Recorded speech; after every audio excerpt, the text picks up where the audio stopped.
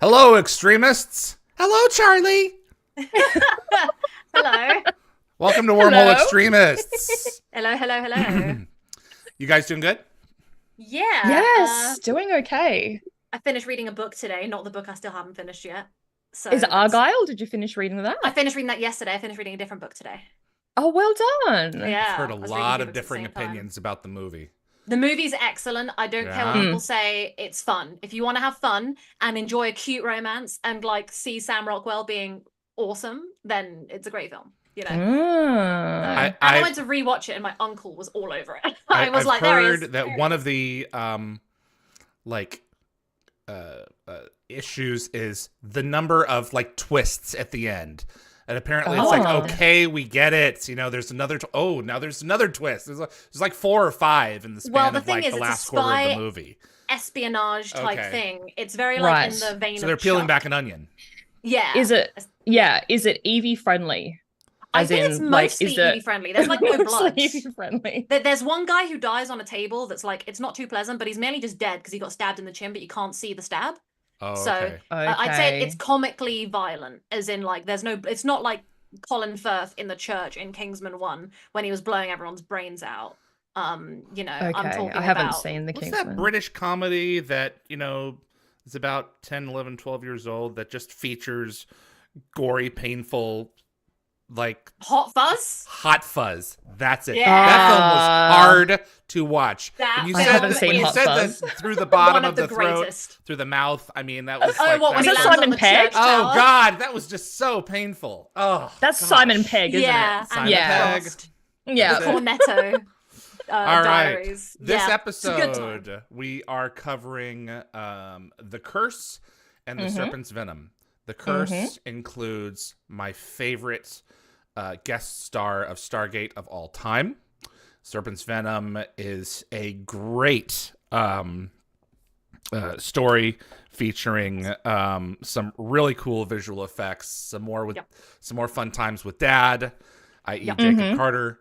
And the mines, I just love the whole reprogramming the mind thing. That is just one of the cooler sequences Forward of the blue, of the show. 3D, the Right, orange, exactly. and I've been off by blue. one this whole time. So. 3D, the blue, 3D, the orange. Yes. That came up in trivia once, It and is I think good. the person that asked it got it wrong. They said the answer was 4 to the blue, 3 to the orange. The original. Yeah. Yeah. And we were like, Yeah. you, me, and Darren were like on it. We got it. It was Yeah, like it's like, 3 no, to no, the no. blue, 2 to the orange. And we were like, That's right. so I remember would that. never remember that. I just love the episode a lot. But Evie, you and I I love like the it episode too. Yeah. Nicole, yeah. I have a dumb drawing. Yeah, before we get into Okay. Adam's art, what do you have for it? Now, what is this? Okay, so we did that thing the other week where we were like, oh, let's, Adam's drawn something. Let's guess what episode the So drawing it's the is episode from. title we're looking for? Yes. Yeah, or like, even if you don't know the title, if like, just say what the scene is if you can figure it out. But I've Okay. drawn Come on, a make moment. it a little harder. Yeah, Try the well- title first. Okay, Well, so this yeah. is another bad example. So this is another episode of bad example. Yeah, bad example. Yes. There we go. Okay. So yeah, that should be our thing, shouldn't it? So this is from an episode. I won't say what it is, but I'll let you guys figure it out. Hopefully, it'll Okay. come to you quickly. So, and everyone in the chat, try and figure it out. Fire extinguisher. Yep. Ship. Okay, that looks like a control panel. Oh, so I it's a got gate it. Room. I got it. Okay. Now, is Evie gonna get it? You're can't a actually. What does it say? fruitcake. This says ship. Yes, David. This says ship hail, and this says fire extinguisher. Okay, no, I don't think I'm gonna get it. Okay. Does the chat know what it is? Does the chat have any guesses? They're before about 20 David? seconds behind. Yeah. So we're The gonna wait a second. posture is what did it. That's really funny. That's Yeah, funny, Nicole. I was like, how do I do this without making it overtly sexual? I wonder if Evie's gonna get it in a minute. Well, as soon as I get it. the controller, the console helped me figure it out because you did the shape of the Oh. controller really well. Thank you. I tried. Lockwatcher got it. Yeah, Lockwatcher got it. He got the second word from it. Yep. Yes. Good job. That's Lockwatcher. really Okay. funny, Nicole. Okay, I'll say it now then, because Logwatcher got it. This is Well, get that up. Prometheus. Oh, sorry, guys. Prometheus Unbound. Sorry, Logwatcher said it, so I'm sure everyone else has already seen it. okay. I wanted to And help we've done it Nicole all get day. there. So yeah, Sorry, that's Yvie, that's yeah. funny. Yeah, so this is Vala Very on top cool. of Daniel when they're fighting, and that's when you the hit ship me. is You hit the me. Elkesh is hailing them. This is the thing that Vala punches him over. Okay. And then at some point she hits Daniel in the crotch with the fire extinguisher, and she's hanging on from the beams in the ceiling. Yes. So- No, I remember now. Yeah, I wouldn't Yeah. have. I was thinking episodes had already seen. So No, yeah, I didn't thought go I'd mess there. with us. I thought I'd mess with I us. didn't go there. Of course I went with That's Daniel cool, and though. Vala. I You know I love have it. an obsession. Like, next time I'll do Sam and Jack making out or something, and then you'll figure it out immediately. That's and then really it'll be good. funny. So I hope everyone enjoyed that. That was very well done. Excellent. Congrats, Lock Watcher. And David said fruitcake, and I was like, he got it. You're He a knows. fruitcake. You're a fruitcake. I was going to draw the zap, but I didn't know how to without making it look too phallic, so I just left it. I was Well, like, that's the don't need problem, isn't it? Yeah. that. Yeah. It's the name's problem that Olo. every person suffers. Hans. Hans. Olo. Han Solo. Good times. All right. Oh man. On to Adam's Adam. artwork. You guys got the email?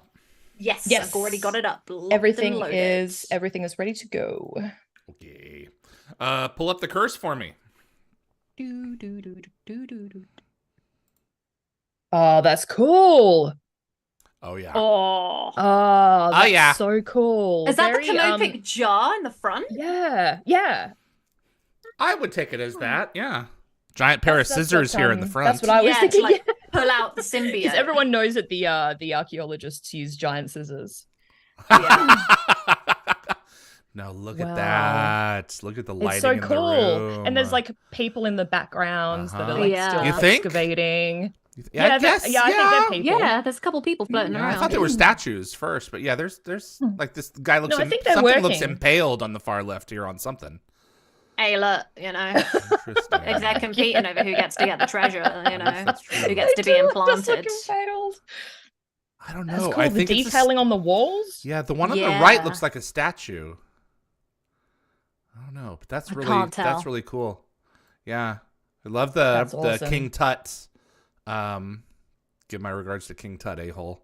Yeah. That's really cool. And Yes. the parchment, that's really neat.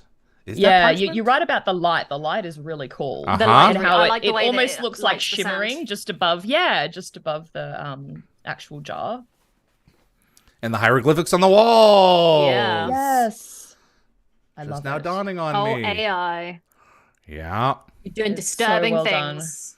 Yeah, Yes. absolutely. Might as well have a little bit of fun with it before it imprisons Takes over the us. world. Right, Kills us exactly. all. Yeah. You did what to my forebears? Did you guys watch the latest Grand Tour with the guys who used to do Top Gear? Jeremy Clarkson, everybody. Yeah, they kept making jokes that like the Skynet was taking over, and because one of the guys' cars was like almost completely electric, so the amount of Terminator jokes going on was consistent. I And bet. it's like, Yeah. it's closer than we think. Adam's notes for this episode. Nothing too special with this one other than I used Dolly 3, which is the newer one from Dolly 2. Well, that stands to reason, which was released last year. It understands context and descriptions of things way better than anything else out right now. There you go. I mean, it looks Cool, good. bit of insight. Yeah, Wow. looks like it got Okay. it. You ready for the Serpent's Venom?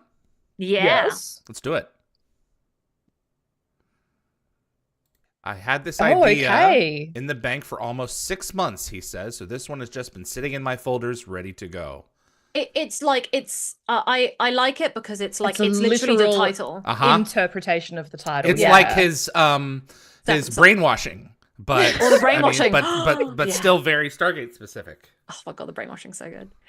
I really like this just because it is just a serpent around some venom, and it's Kind of just looks like I don't know. It looks like an alcoholic beverage. You know, like it's like You think absinthe so? or something. It Yeah. reminded me of the bottle that Ball Oh, wait, uses wait, against I was about to say that. O'Neill in... yeah, with the gravity. I Uh-huh. was literally about to say Oh, it reminded me yes. of the bottle that he uses to poison Jack. Yeah, in it's the... Yes, the the little acid, droplets. Talvic acid. The I think little it drop. was. Yes. Great minds think alike. There we go. That is Oh. cool. Look The at detail like, on that snake is incredible well, as well. Like all the look scales. at the bottom of the bottle. Look at like the you can see like I don't know if that's like a reflection on the lower left of the snake on I the see where you're outside or going. whatever. Yeah, I mean, yeah. The detail here is just extraordinary. So It's very cool. the Homo light Apple just source. asked, how do you guys handle the PAL NTSC problems? Evie and I run NTSC versions of the episodes. That's how we do it. Yep. So there you go. Mm. We can't help you, basically. Yeah, it's one of the things that I specifically, call out why I list the time of the episode so that you can go and find versions of that one to watch as well. Yeah. I don't know how anyone watches the other version because all the women's voices are so squeaky. Yeah, I mean, they don't sound like that in real life. How can you watch, 300 episodes of that? Yeah, I guess you just get used to it. I guess so. It's really awful. It's really bad. I think what was happening, I remember I was watching, I think, a DVD. I got so used to it. So when Smallville's intro would come out, it would be like, somebody save. And I was like, yeah, okay, cool. Instead and then I watched the Blu-ray. Somebody. Yeah. It's a whole key shift. I watched the Blu-ray version. And it was like, somebody say. And I was like, whoa. Right. And I was like, they don't sound like prepubescent children anymore. I can't believe it. So. I don't. What is the reason that they do that in Britain? Is it to increase the frame rate, or is it to get more commercials in, or what? Not commercials. I thought it was something to do with our electricity, like output or something. So they have to play the episode faster? Oh. I don't know. I don't know what's wrong with us. It's on the DVDs right now. Yeah, I don't understand it either. Candy, sorry, we're talking about why. This is a new person, so hello. Nice to meet you. So we're talking about the DVDs for Region 1 and Region 2. NTSC American DVDs and Canada and stuff play at normal. Region 1 play at normal playback, while PAL, which is Region 2, plays at a faster speed for some reason. So as a result, when people watch the episodes with us and they're in the UK, or Europe, their DVDs will go a bit faster and they'll finish the episode at least a minute or two before us. So screwy. It's so stupid. So it provides... it literally makes no sense. Yeah. It provides 25 alternating lines. It also produces 25 frames per second, which results in a faster image display. The total lines of resolution in PAL are 625, which is higher than NTSC, so you can say that the picture quality of PAL is better compared to NTSC. Well, yeah, because it's throwing more information at the screen faster. But the Blu-ray versions don't have that problem because the Blu-rays are made in the same way that the PAL NTSC Blu-rays are the same. They're just region locked still, but they are not different in any way. Yeah. So when I watch Blu-rays of Atlantis, because I'm never going to have that problem. I don't have the Blu-rays for SG-1. Are there even Blu-rays for SG-1? So I'm just I just don't. Technically, yes, they were released without a great deal of fanfare. They were just the bad ones. Yeah, so I use my American DVD box set with an American DVD player that I got in order to watch them, so I can watch them properly. So NTSC refreshes the screen at 30 frames a second. PAL systems do so at 25 a second. For some types of content, especially high-resolution images such as those generated by 3D animation, HD TVs using a PAL system might show a slight flicker tendency. The whole thing is a piece of crap. I mean, Lockwatch is saying electricity is the different hertz is definitely apparently affects it. Yeah. Now that everything is streaming, it shouldn't be. So she said if watching through a PC with the PAL DVDs uses VLC, you can slow playback down a bit. Becca, you are big brain. Now that's definitely a workaround. Big brain route around that. Everyone listen to Becca. Oh my goodness. Absolutely. You guys ready to rock and roll? Can't you control how you place the DVD? No, you can't, Candy. Sadly, it does what it wants. It is rude. So yeah. So there we go. Let's watch The Curse. And see how things go. All right, let me launch my curse. Don't curse yourself. Okay. All right. I've got the episode ready to go. If y'all are ready to rock and roll. Y'all are ready? Okay, then let's do it. We're watching The Curse, everyone. In 5, 4, 3.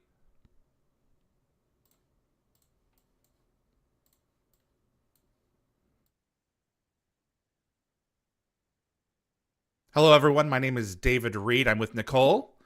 Hello. And Yvie. Hello. We're the Wormhole Extremists, and we're watching The Curse, episode 413, Stargate SG-1. And there is the Osiris jar. Yes. Hello, bad boy. Right. Dr. David Jordan, Daniel's professor out of Chicago. Yes, his mentor. And Stephen Rayner. So this is a fun time because it immediately makes you try and assume, spoilers, that Stephen is going to be his killer. It's a murder mystery. Oh, yeah absolutely. Yeah, straight from the bat. Yeah. I was going to say, I like to call this episode the one where Sleeping Beauty is a vengeful snake hell-bent on world domination. But it's a bit wordy. It's a bit wordy. It is. Yeah. I mean, it's a good starting place. Yeah. I always thought of this episode as like that one Columbo episode, because you know at the beginning of Columbo it always shows you like who the killer is, and then you have to watch Columbo figure it out. I was like, oh, Daniel's Columboing it up, and then I was like, oh my god, he's not. There's a twist. So as a child, I didn't see it coming, but I still had fun. Canopic jars. I didn't either. I went to the museum in Cairo. I saw a ton of them. They contained the mummified remains of various Egyptian pharaohs and those of high standing. And look at there. There's the key to the ship. Yeah, see, he weird looking shifty already. Yep. Yeah. So do you think Osiris had planned to get rid of Dr. Jordan and Dr. Rayner at the same time? Oh, I didn't even think of that. Because Osiris wouldn't have planned that Dr. Rayner would take an interest in this artifact and then kind of go a little bit rogue. Yeah, I haven't really thought about it that way before. Yeah, I just thought about that the other day. So this is a nod from the film. It's a callback to the film where Daniel snatches a newspaper from a guard. Yeah. Rip. God, I feel like Daniel episodes where he goes off base to go deal with like drama is him just going, wow, this person I used to know is dead. Like, I don't know why I feel like this happens more than it does. Like at least twice it happens. This is not a newspaper. It is a magazine, and it's a tabloid. And he would have been in the ground. His funeral would have been months before. Exactly. That's what I was thinking too. Yvie, darn it. No, you got in there before me. So the article headline was "The Curse of Osiris Returns." So the episode's little hint, obviously, at the infamous curse of the pharaohs. So this myth suggests that disturbing mummies and Egyptian artifacts brings back bad luck, illness, death, etc. It's about time that Stargate dealt with a curse storyline. Yeah, you know, because from an archaeology perspective, it's pretty heavy in the mythology. Yeah, exactly. Yeah.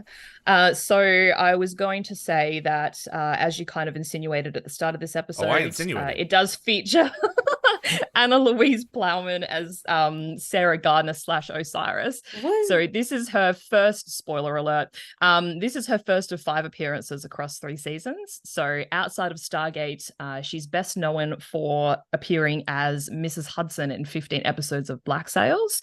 And I also learnt that she's a Kiwi by birth. Yes. And her mother-in-law is Dame Maggie Smith. That's correct. Which is so cool. I knew that. Yep. Yes, she's married to Toby, Maggie's son. Yeah. Who has been in all kinds of things. I know him from Lost in Space on Netflix. Right. But yeah, he's definitely cool. Anna Louise Plowman is my favorite guest star from all of the entire Stargate canon of guest stars. And she is, this is not flattering, but she is kind of my white whale. I have been trying to get an interview with her as long as I've been doing this, and I have failed. So I am hopeful still. Is it just like a scheduling conflict? I don't think she's interested. Okay. Yeah. All right, fair. I mean, it was a long time ago. I was first trying back when I first started doing Gate World interviews back in the 2000s, and she was busy with her kids and you know having kids at that point and really couldn't do it. And then a couple of years ago, I asked, and her agent said thanks but no thanks. So you know you there cannot. Was some drama, all you can do is ask. There was some drama a few years ago. I think was it for Kalmar back when that was happening, and regarding Anna Louise. Yeah, she was supposed to attend, and then I think she cancelled at the last minute. Oh and no! Then she said scheduled. It was like a conflict with her schedule, and then she ended up at another con at the same time. Oh, yeah. Really? It was big drama in the Stargate community that day. Was it another Stargate con? It was just just a general convention. Con. Yeah. So here's a little bit of sibling rivalry because these were Jordan's students. So all 3 of these were ostensibly, you know, basically his students / kids. Yeah. And so Stephen and Daniel, there's definitely a rivalry there. Well, I thought it was interesting that Stephen chose a funeral speech to boldly criticize Daniel, even though it was sort of a roundabout way. Yeah. So I think he might actually sort of be projecting his own emotions, possibly feeling disappointed about losing Daniel as well. Yeah. Oh, really? Yeah, I think so. I didn't think of it that way. I always just thought of him as a rival, but you're kind of saying like, I think he felt like he'd been kind of abandoned as well. Yeah. That's a good thought. Also, this is shot on location at the Mountain View Cemetery.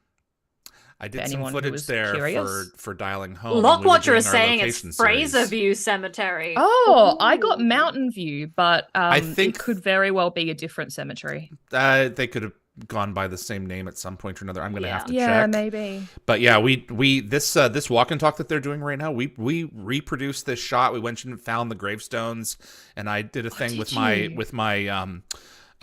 drone camera. I did this pass, and it's just the footage is just sitting on my hard drive. So hopefully I can use it again and repurpose it at some point here. That would be cool. But that's a whole contractual Dr. thing. Rayner is about to requote the exact words. So he's mirroring Daniel's words from the Stargate feature film. Yeah, so, it's implied that he was in that room. Yes. Oof. So Jacob's just reminded us that the Miss Plowman there was also in The Witcher, which she was in the last episodes, I believe. Yeah, of season 1. If I do get her on for Dial the Gate, I've got a lot of catching up to do because I've not seen any of this stuff. So this is sort of the first of 2 instances in Stargate where Daniel flirts or is flirted with at a funeral. Yeah, happens as well. Yeah, in Mobius Part 1. He has his moments, doesn't he? He does. So I have a confession to make. Okay. Ana Louise is built like my mother. Right down to the hair color and the curls. Really? Is you about to make this like a thing where like, you're really into her? I'm implying that boys look for their mother. And that's what I thought you were going to say. Yeah, so a whole Oedipus complex thing. Yeah, I think that's a legitimate thing. I 100% agree. And Ana Louise is definitely that. My boyfriend looks a lot like my parents, but he acts a lot like my stepdad. Mm-hmm. So... yeah, definitely a weird Oedipus thing going on there. Yep. Yvie, Adam look like your parents? Does Adam reflect anything from your parents? Yeah, I'm just trying to think. I can't really pinpoint anything right now. Yeah. Well, and I'm just trying to think if there's any similarities between me and his parents. Well, you know on that. We're learning here that there's some 2/3 history of this group have a between thing. These two. Yes. And Daniel kind of just, walked All away. I can think of is that I think I kind of have a bit of a thing for men with beards, and my dad had a beard when I was growing up. There we go. Yeah. There you go. I will say, the one thing I don't like that Stargate did is I felt that some of the names were very lazy. So, like, I'm going to blame the film for... They do reuse some. So Jack names. And Daniel are very plain, names. But, like, having Jack's ex-wife be Sarah from the film, but then having Daniel's ex also be Sarah is like, can we chill? I totally agree. Actually, talking about names, so according to Joseph Malozzi, the surnames Jordan, Stewart, Gardner, and Rayner are based on the Green Lantern characters. Lockwatcher just said that in the chat. Oh my goodness. Yeah. Great minds. Yeah. Yeah, he's a huge Green Lantern fan. He is. Just as a side note, this episode was nominated for a Leo Award for Best Visual Effects in a Dramatic Series. And if I'm not mistaken, this would be the second concurrent episode where the physical Stargate isn't heavily featured. Mm-hmm. Yeah. I don't think we go off-world at all. Like, he's talking about the fishing. No, we don't. Yeah, but we finally go to Minnesota in this episode. Yes, quote-unquote Minnesota. I can't wait for the episode where she finally calls him out on being like, you only ask because you know I won't come.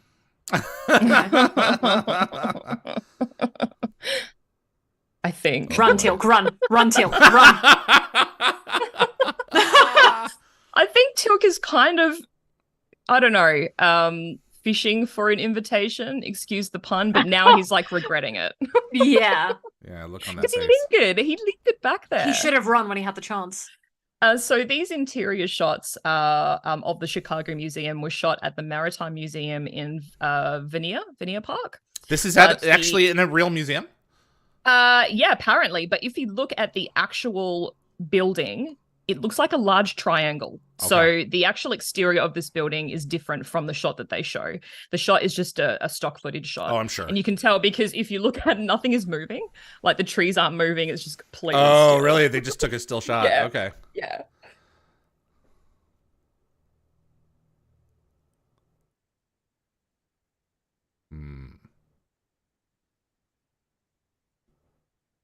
So I think it's interesting, like, because we've seen this episode before and we obviously know the twist, you can really see how Osiris is using Sarah's past relationship with Daniel as leverage to quote information about the Stargate from him. Oh, this is actually also the first, the second time technically, but the first time officially, I guess, that a Gould is choosing to inhabit a different person of different sex. Because Osiris is usually male, and usually he's had a change of heart and he's gone female. Well, I was going to bring that up towards the end. So there was actually a discussion online about this as well, about the choice of Osiris to choose a female body. So we know that symbiotes don't have an assigned gender aside from the queens. So it's really about like personal preference of the symbiote. Yeah. So for the Goa'uld, the human body is like merely a tool, like an avatar for interacting with humans. So the gender of the host really is irrelevant. So the body's just a vessel, basically. But we do know that they're very vain. So they are very vain, and Sarah's hot. So you've got Apophis, choosing one after the other, different women. But in this particular situation, I think it's Sarah opened the jar, and hey, look who it is. There. This is the priestess from Battlestar Galactica. Yeah, absolutely. Elosha. I love her. Sarah opened the jar. Osiris went in, probably checked herself out in the mirror and was like, yeah, okay, this works. Yeah. Well, the thing is, she could have jumped ship to anybody else's vessel, but she ended up sticking around. Yep. And I like that. I like that they're just like, whoever's hot and works and has the most leverage, I'm taken. So I imagine Sarah locked in a room, being able to see out at what Osiris is seeing. Yeah. Banging on the glass, screaming Daniel's name, and not being able to reach him. Yeah. Daniel's got a real thing for potential hosts, I mean, his previous hosts. Well, his wife, Sarah, Marla. Shari's dead, so this gives him another stake in the game in terms of going out into the universe. It was a good idea to bring this in, after Shari passed away as another stake, obviously. But it is just so funny that Daniel keeps going for those Goulds or for those ex-Goulds or for those absolutely. Like, it is just funny. The motorcycle. So this is the first time we see the Indian, isn't it? Do we know who that bike belonged to in real life? I was just curious. I don't know. That's a great question. I don't know why they're not working on it at her house, but Well, Sila's not there, so I guess that's true. But you did get clearance to bring it onto the base downstairs. That's true. That sounds like a lot of unnecessary through the elevators. Yeah. Mac Bolan's conscience saying Teal'c going fishing isn't as bad as when he got tickets for the vagina monologue. monologue. Yeah. Oh, what a good episode. Oh yeah, it's funny. Here we go. Yvie, do you have information on this location that we've been to? Yeah, we've been in. Yes, the park. Fraser something park. I actually didn't write it down, to be honest. And Fraser again? Interesting. So Yvie and I took a bunch of cute pickies. Yes, this dock is still there.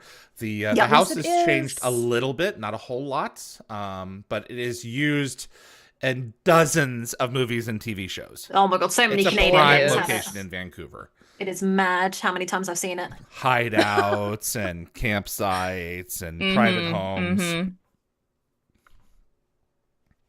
God, Teal'c, get a chair, man. Oh my god, he brought his phone.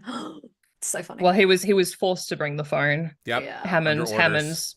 Yep. Look at that look.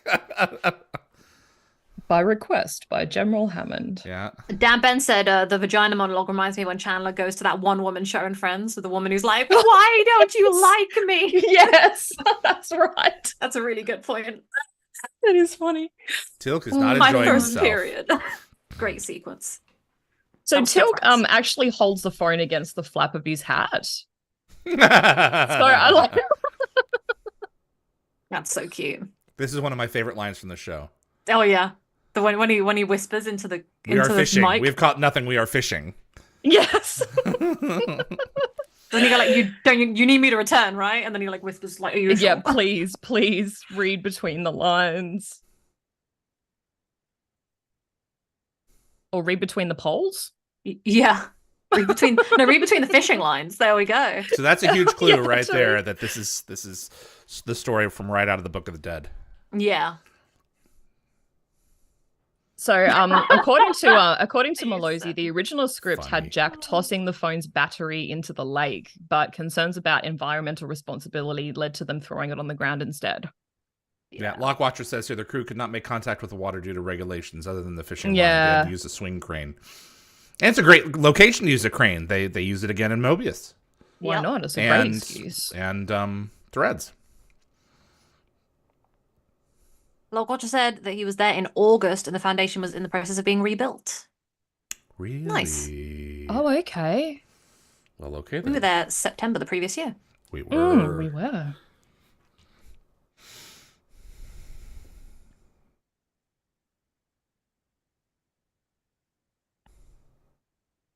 We just appreciate Daniel's like attire in this episode. Like I never truly appreciated how pretty he is in this outfit. On their I think you appreciate how pretty he is weekly. He's just so beautiful. Jeez. Jean Diada really did something to me. She like came in with all that Daniel thirst and it's like stuck around and she's not even here to appreciate it.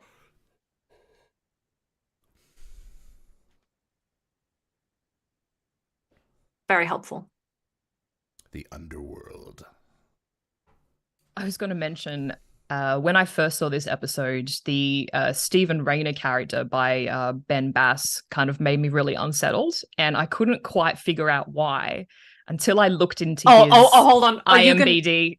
Like I know what you were going to say. List of characters, and I saw that he actually played a corrupt advisor embroiled in embezzlement and murder in the very first episode of Monk, which is like one of my favorite series. Yeah. And I think that's why his character kind of doesn't sit well with me. Yeah. Actually, that is moving. Sorry, it is stock footage, but I did see the tree moving. Yeah. I think it's isn't it the exterior of the building that we were at the school? The uni? Yeah. No, I read that it was stock footage, similar but it's it could be wrong. I think I got that information off RDA's website. So it looks very similar. I'm probably just making shit up. Excuse my language. Yeah, David just swore. Yeah. The lights are out. Oh, dear. Very dangerous. Adding to the mood. Hashtag too spooky. Isn't Alosha like dead? Yeah, Spoiler. Yeah, sure, she's that's in the right. lift. She's in the yeah, whatever you call it. I like that I call her Alosha because that's her name in Battlestar. Like that's just who she is to me now. Just a curator. This is the way that they make you think it's this guy. Of course, he's always lurking. You're being led. They and set he's it up in there very without well. a flashlight, so. Well, it's not going to be on the shelves, idiot.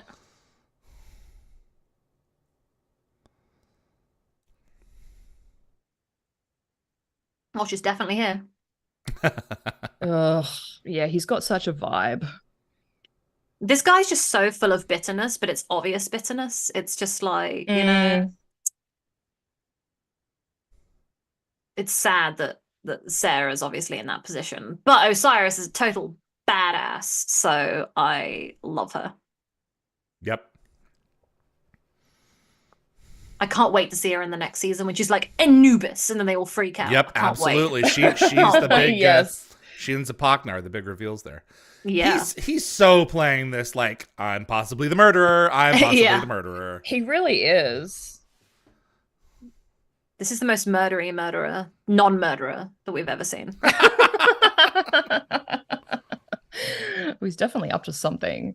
So I was going to bring this up later, but seeing as we're on topic, I'll bring it up now. So Stephen and Sarah's characters. So I was reading a Gate World review of this episode by Deborah Kraft, and Deborah noted that Sarah's character, in her words, lacks complexity, and she represents sort of ideal perfection, and her portrayal is entirely innocent. She accepts Daniel's return effortlessly, showing no discomfort or bitterness, and even like suggests that there's been a past romantic connection. So I do agree to a certain extent. But it's Osiris. But I do think it was it's Osiris pretending. Yeah. Well, I do think it was also like a deliberate misdirection by the writers. Yeah. Like, we don't expect a character as sweet and innocent as Sarah to be a host in hiding. Exactly. So when I first saw this episode, like everybody, I did suspect that Stephen was a Goa'uld because of his like arrogance, his temper, and his evasiveness. These are qualities that we often associate with a host. So turns out it's just people. I can understand it's just him. Yeah. That is such a cool CG image.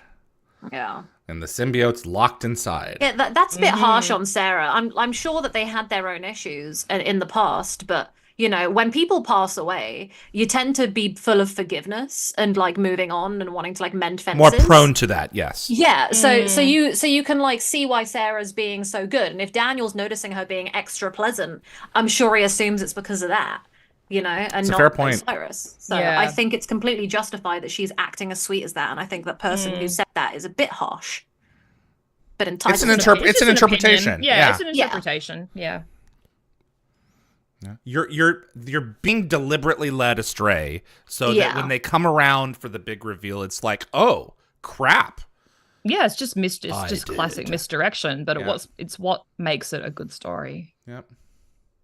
And then afterwards, they don't really have time to mull it out. Like when she's cured, it's like no biggie, you know. They just kind of hug it out and that's it, and then it's left forever. So we don't even get to see the fallout of it. I kind of wish that there had been a callback. Same.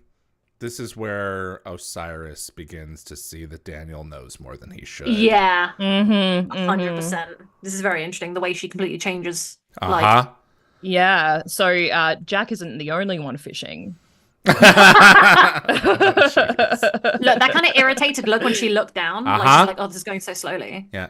Osiris has the advantage of knowing Daniel through Sarah's memories. Yeah, she's able so to play she him. can read him better.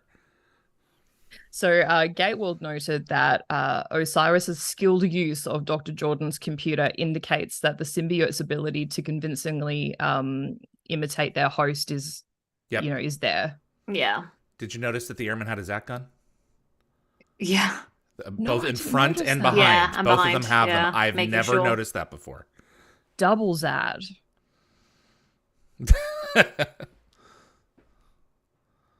Yeah. Yeah, but I saw a comment on Sam being quite squeamish during the scene, which is a bit gross, isn't it? So yeah, but she's done like dissections before. She would have done, yeah. I mean, even I'm pulling a weird squeamish face right now, and I watch this kind of stuff all the time. So I did.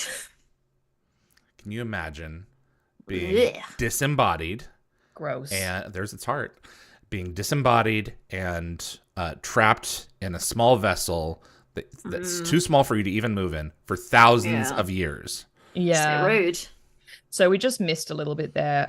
You'll see that you would have seen that one of the directories was labeled Chessmaster 2000. So this was actually a computer chess game that was first published in 1986. And this would have been kind of around the time that Daniel would have been a student, if my math is correct. So earlier, Stephen mentioned that Daniel was a bitter disappointment to Dr. Jordan. But in my imagination, they once bonded over this video game. And perhaps Daniel taught Dr. Jordan how to play, and he kept it on the desktop as like a fond reminder of their friendship. That's because Daniel does know how to play chess. So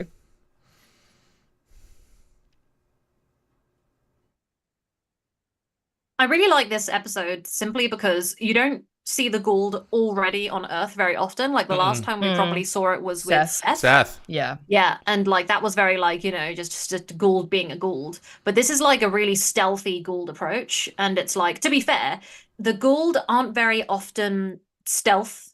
Like they're not really big on stealth. They're big on fanfare and detention. And so like I like Osiris because Osiris isn't about big power moves and showing off her everything. She's just like being all seductive. She can't get off the Earth without that key. So, I love the way she's playing it. She's she's being it's the key, but I think I see what you mean. I think she has two plans. It's either the key to access her ship or the Stargate. Yeah. And if Daniel knows something, she's going to want information from him about the current state of the System Lords before she just takes off. So this is a very tasty little red herring. Yep. She's planting the seed of doubt. Yeah, that is Stephen. Yeah. Yeah, and there's another jar.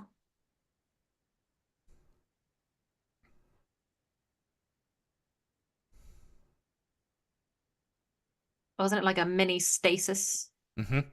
They use like a sedative. But like typically a Goa'uld symbiote can neutralize a sedative like Tanith did in Crossroads. But the sedative used on the Osiris and Isis jars sort of worked quite well.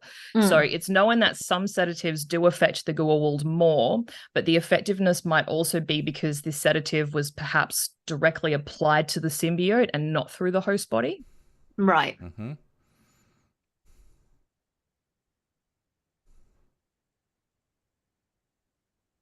Yeah, the Osiris jar got a visit from Dexter. I don't know if anyone would get that reference. Dexter, why? He cuts his victims on the cheek before. Yeah, I know. I love Dexter. That was a great reference. See, that image is completely still. Yes, that one is still for sure. Yeah, David, I didn't know you watched Dexter. I love Dexter. Did. I have seen Dexter actually. I quite enjoyed good. it. Squeamish Yvie's wow, Dexter. I'm proud of you. Jeez. Yeah. Man, So we're just learning all kinds Daniel, of things. Yeah. So Daniel is using a Garmin GPS device to examine the artifacts. And this is later used by Sam as an actual navigation tool in Egypt. There you go. Oh dear. Well, they had to have their own version of tricorders, which they do right up until through season 10 with her little like keyboard thing while they're navigating in the quest. So yeah, they had what they had. Had this been made 10 years later, they'd been using iPhones. So Yes, yeah.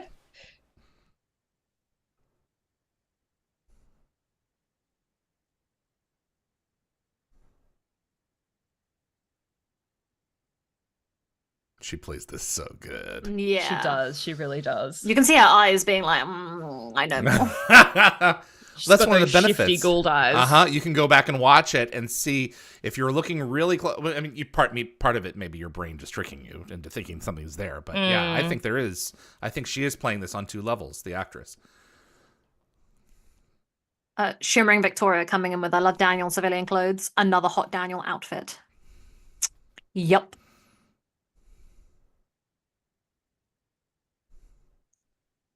He sort of dresses a bit nicer than Jack does casually, because Jack was wearing those like cargo shorts. Oh, before. Jack is so weirdly casual. He was going fishing. He was going fishing. Yeah, when but he's in he's his like backyard burning all Daniel's his like steaks hot with beer. Always. He looks good. Even his silly ascended jumper is like hot. Oh man, yeah, that's weird. Yeah, a sweater taken from a dream in season 3. That's right. Mm-hmm. I can't talk. I'm under an NDA. They'll come and kill me in black pajamas. Yeah, just tell me. Yeah, that doesn't really work. Because all it's going to do is just open a bigger can of worms. You know, exactly. Once you get a little taste, it's like that's it. If Teal'c went with Daniel, do you think he would have whiffed out like the Gould in her immediately and been like, "Hey, get her out"? Yeah, I know. That's why they had to keep Teal'c and Daniel separated. If not, Teal'c could have gone. Yeah, and Sam as well. Sam might have been out of sense too. Yeah. So yeah, that's like a good they point. were all away. If I tell you, I have to kill you. or we have to do what they did at the end of Bounty. She looks really like actually kind of like devious in that black outfit. Like she's fully wearing black there, looking really hostile. It's like,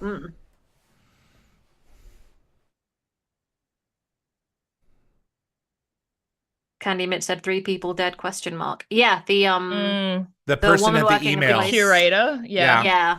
And then the guy who did the carbon dating. So and his professor. The Gould's covering its tracks. Lockwatcher David, it's called the BMV. What is that? I have no context. We require context.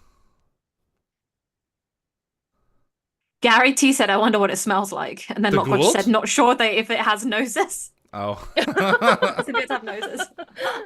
I don't think they have noses. No. Talking about the symbiotes have no sense of smell. Yeah. Probably a good thing considering where they live. Oh God, yeah, that's a good point. Internally. Well, fish can smell, can't they? Sharks definitely smell. I don't know. I've never understood how that works either. Yeah. Oh boy. So that's cool. So the symbiote's not fully conscious while it's in the jar. Yeah. See, that's not as crazy as I was led to believe. I thought it was led to be fully conscious. Yeah, as a form of torture. I think it's like basically just knocked out. Okay. So I guess it's reasonable to assume that Hammond sent only Daniel, Sam, and Fraser to Egypt to keep the operation small and avoid like involving the Egyptian authorities. Yeah, but also jars like standing in line at the it on stateside it's DMV, not BMV. I don't know. I guess Bureau of Motor Vehicles. I have no clue. I don't drive. Yeah. Okay. Division. It's DMV over here. Yep. Here we go. Going to Egypt. So the exterior shots in Egypt were filmed at the Richmond Sand Dunes again. Yep. Yeah. We're back to Vorash. Yeah.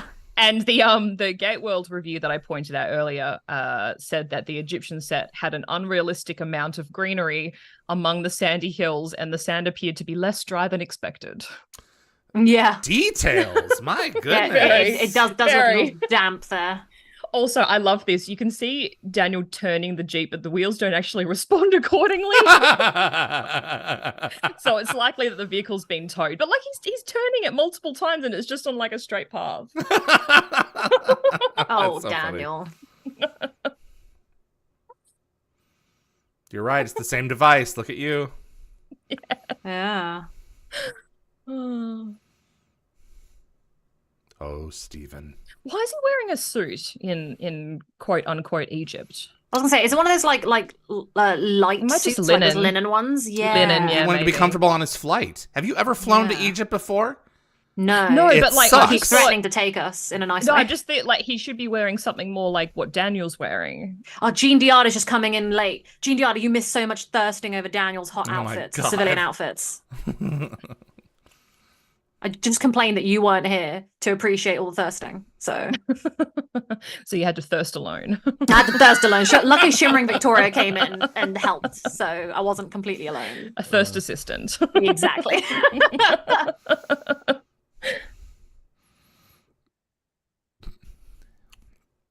Pretty sharp. The kids, he's pretty good to have deduced that. You know. To amulet, the really obvious symbol here. in the wall. Well, it wouldn't occur to, like little arrows pointing to it. Yeah. Well, the Ankh, yeah, absolutely. How did he get that through customs? That's a great question. I mean, it's just an artifact, isn't it? What do you think you wrote? Artifact. Yeah, as long as they're going into Egypt rather than out. He's not taking it away. When I was taking stuff out of Egypt, they went through all of my things, and when they found my drone, they were not happy. Oh, really? Yeah, that's a whole other story. There we go. I haven't heard the drone story. You're not supposed to have them in Egypt. Oh. But I was going on to Greece, so I... Okay. Uh-oh. Yeah. Oh, that's familiar. And this is a cool moment. Yeah, because you think it's him. Yeah. And it's not. Yeah. They do hold the reveal up to the very last second, sure do. which is cool. Yeah. like right here, it's like, whoa, because you heard the eyes making the noise off screen, so you're like, oh shoot. And I love how the Egyptian government's just given them a car and said, "Go have fun at one of our grave sites." Don't give our stuff to the UK, because we have so much of the stuff that we've taken and put in our British museums. Yeah. And Vatican City. Yeah, we're pretty bad. Candy said it's not a suit, it's more casual pants, casual suit jacket. Yeah. It just feels a bit fancier than what they're wearing. Yeah, it does. Actually, it was kind of hot just watching Daniel load that tranquilizer. See, Yvie, you get it. Like, well, when he's ready to pew, I'm like, damn, Daniel. Everyone looks good. This was one of the cooler sets from the show. I really love the set design here. I love when they just throw sand in a corner to be like, look, it's sandy. Or the little piles at the corner of the stairs. The wind there all the time, it just works. The lighting in this place, this is so cool. I love the way the light comes in from the top. Yeah. Oh dear, oh dear. And this is when you're like, oh Body shoot. number 4.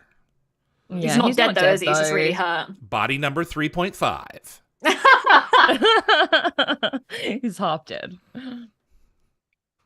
Thank God they brought Janet. Yep. Uh-oh. Wouldn't you ask, how did this happen? That would be like the first question. Did she hit him, or is that the hand device? I assume she hand devised him, like, tossed him against a wall or something. A lot of bruising around the face. Yeah. Really, I feel like she made deadly kiss. Like threw him a few times. Yeah. Maybe. Do you think they both had a crush on her when they were all students, and then Daniel ended up getting her instead? So that was also. I always thought that had to do something with the animosity with Steven. Yeah. I mean, they might not have both been in love with her, but they both cared about her a great deal, and that still would have added to tension. Yeah, so, that's a good point. He figured out the amulet was the key. Yeah. Oh, they're talking about like the chamber. Just talk about who did this to you. Okay, so great reveal. I believe that this particular scene was actually used to advertise this episode, which gives away the twist of Osiris's identity. And Malozzi said that this episode was his first brush with the network's spoiler-heavy promo. Yep, the bomb isn't in the building. The bomb is the building. Did you notice when they hit the back wall, the back wall shook? Yeah, I noticed that. Yeah. Oh, I didn't notice that. Sets are not designed to be load bearing, so anytime there's an impact, they have to work that into the pre-production. Of course. So I read somewhere that Anna Louise accidentally caused Michael to pass out. Really? I don't know. I was going to ask you because I couldn't verify on any other sites. When he comes back, I am totally I can asking only see it on one. We're going to have him back in season 4. So, the Goa'uld and the ancient humans obviously call it a Chappa Eye, likely meaning, Chappa as in gate, eye as in star. So this could be a script mistake because she literally asked, where's the Stargate? Yeah. So I think in my head that she used the sort of the Tari wording because she wanted to speed things up and avoid confusion. Yeah. So it is kind of interesting, though, that Osiris wasn't able to track and locate the Stargate like Hathor. So it might just be like an ability that's sort of like unique to Queens, maybe. Maybe. This is all music to her ears. All these gods have been wiped out. So she's one of the older ones. She ruled along with Anubis and you. So like the Goa'uld like pick hosts based on hotness, then they pick like partners based on hotness, right? So like now that Osiris is in a woman's body, do you think that she would like pick a male partner or a female partner? Because like, Osiris previously had Isis, but like maybe he still feels that way. Who knows? I would have loved to see Osiris with a like queen or king by her side. Ultimate power couple. So by this stage, Daniel is quite well acquainted with this form of punishment. Like you place the hand device 3 times, like in the movie with Ra, Chlorel, and Amonette. His waifu, yeah. The only one who doesn't do this to him is Vala.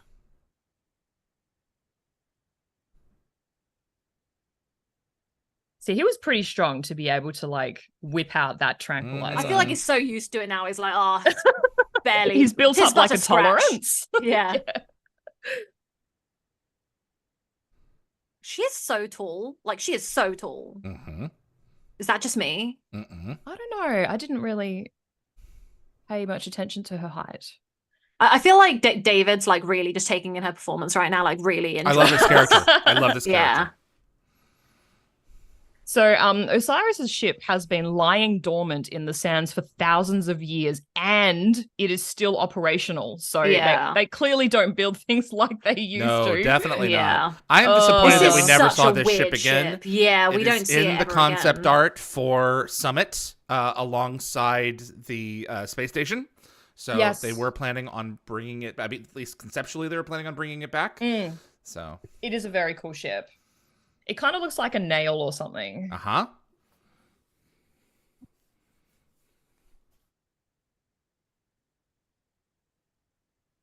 She's just so dramatic and hot.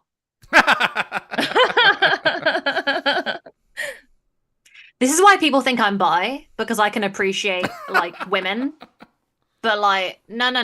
I just appreciate. You don't have art. to be. Yeah, you just have to be human. Yeah. Like, Amanda Tapping is also gorgeous. Look at these two women. Mm-hmm. Like, I mean, she knows that's not going to penetrate, so I'm not sure why. But she's going to try. Yeah, it wouldn't penetrate through the rings.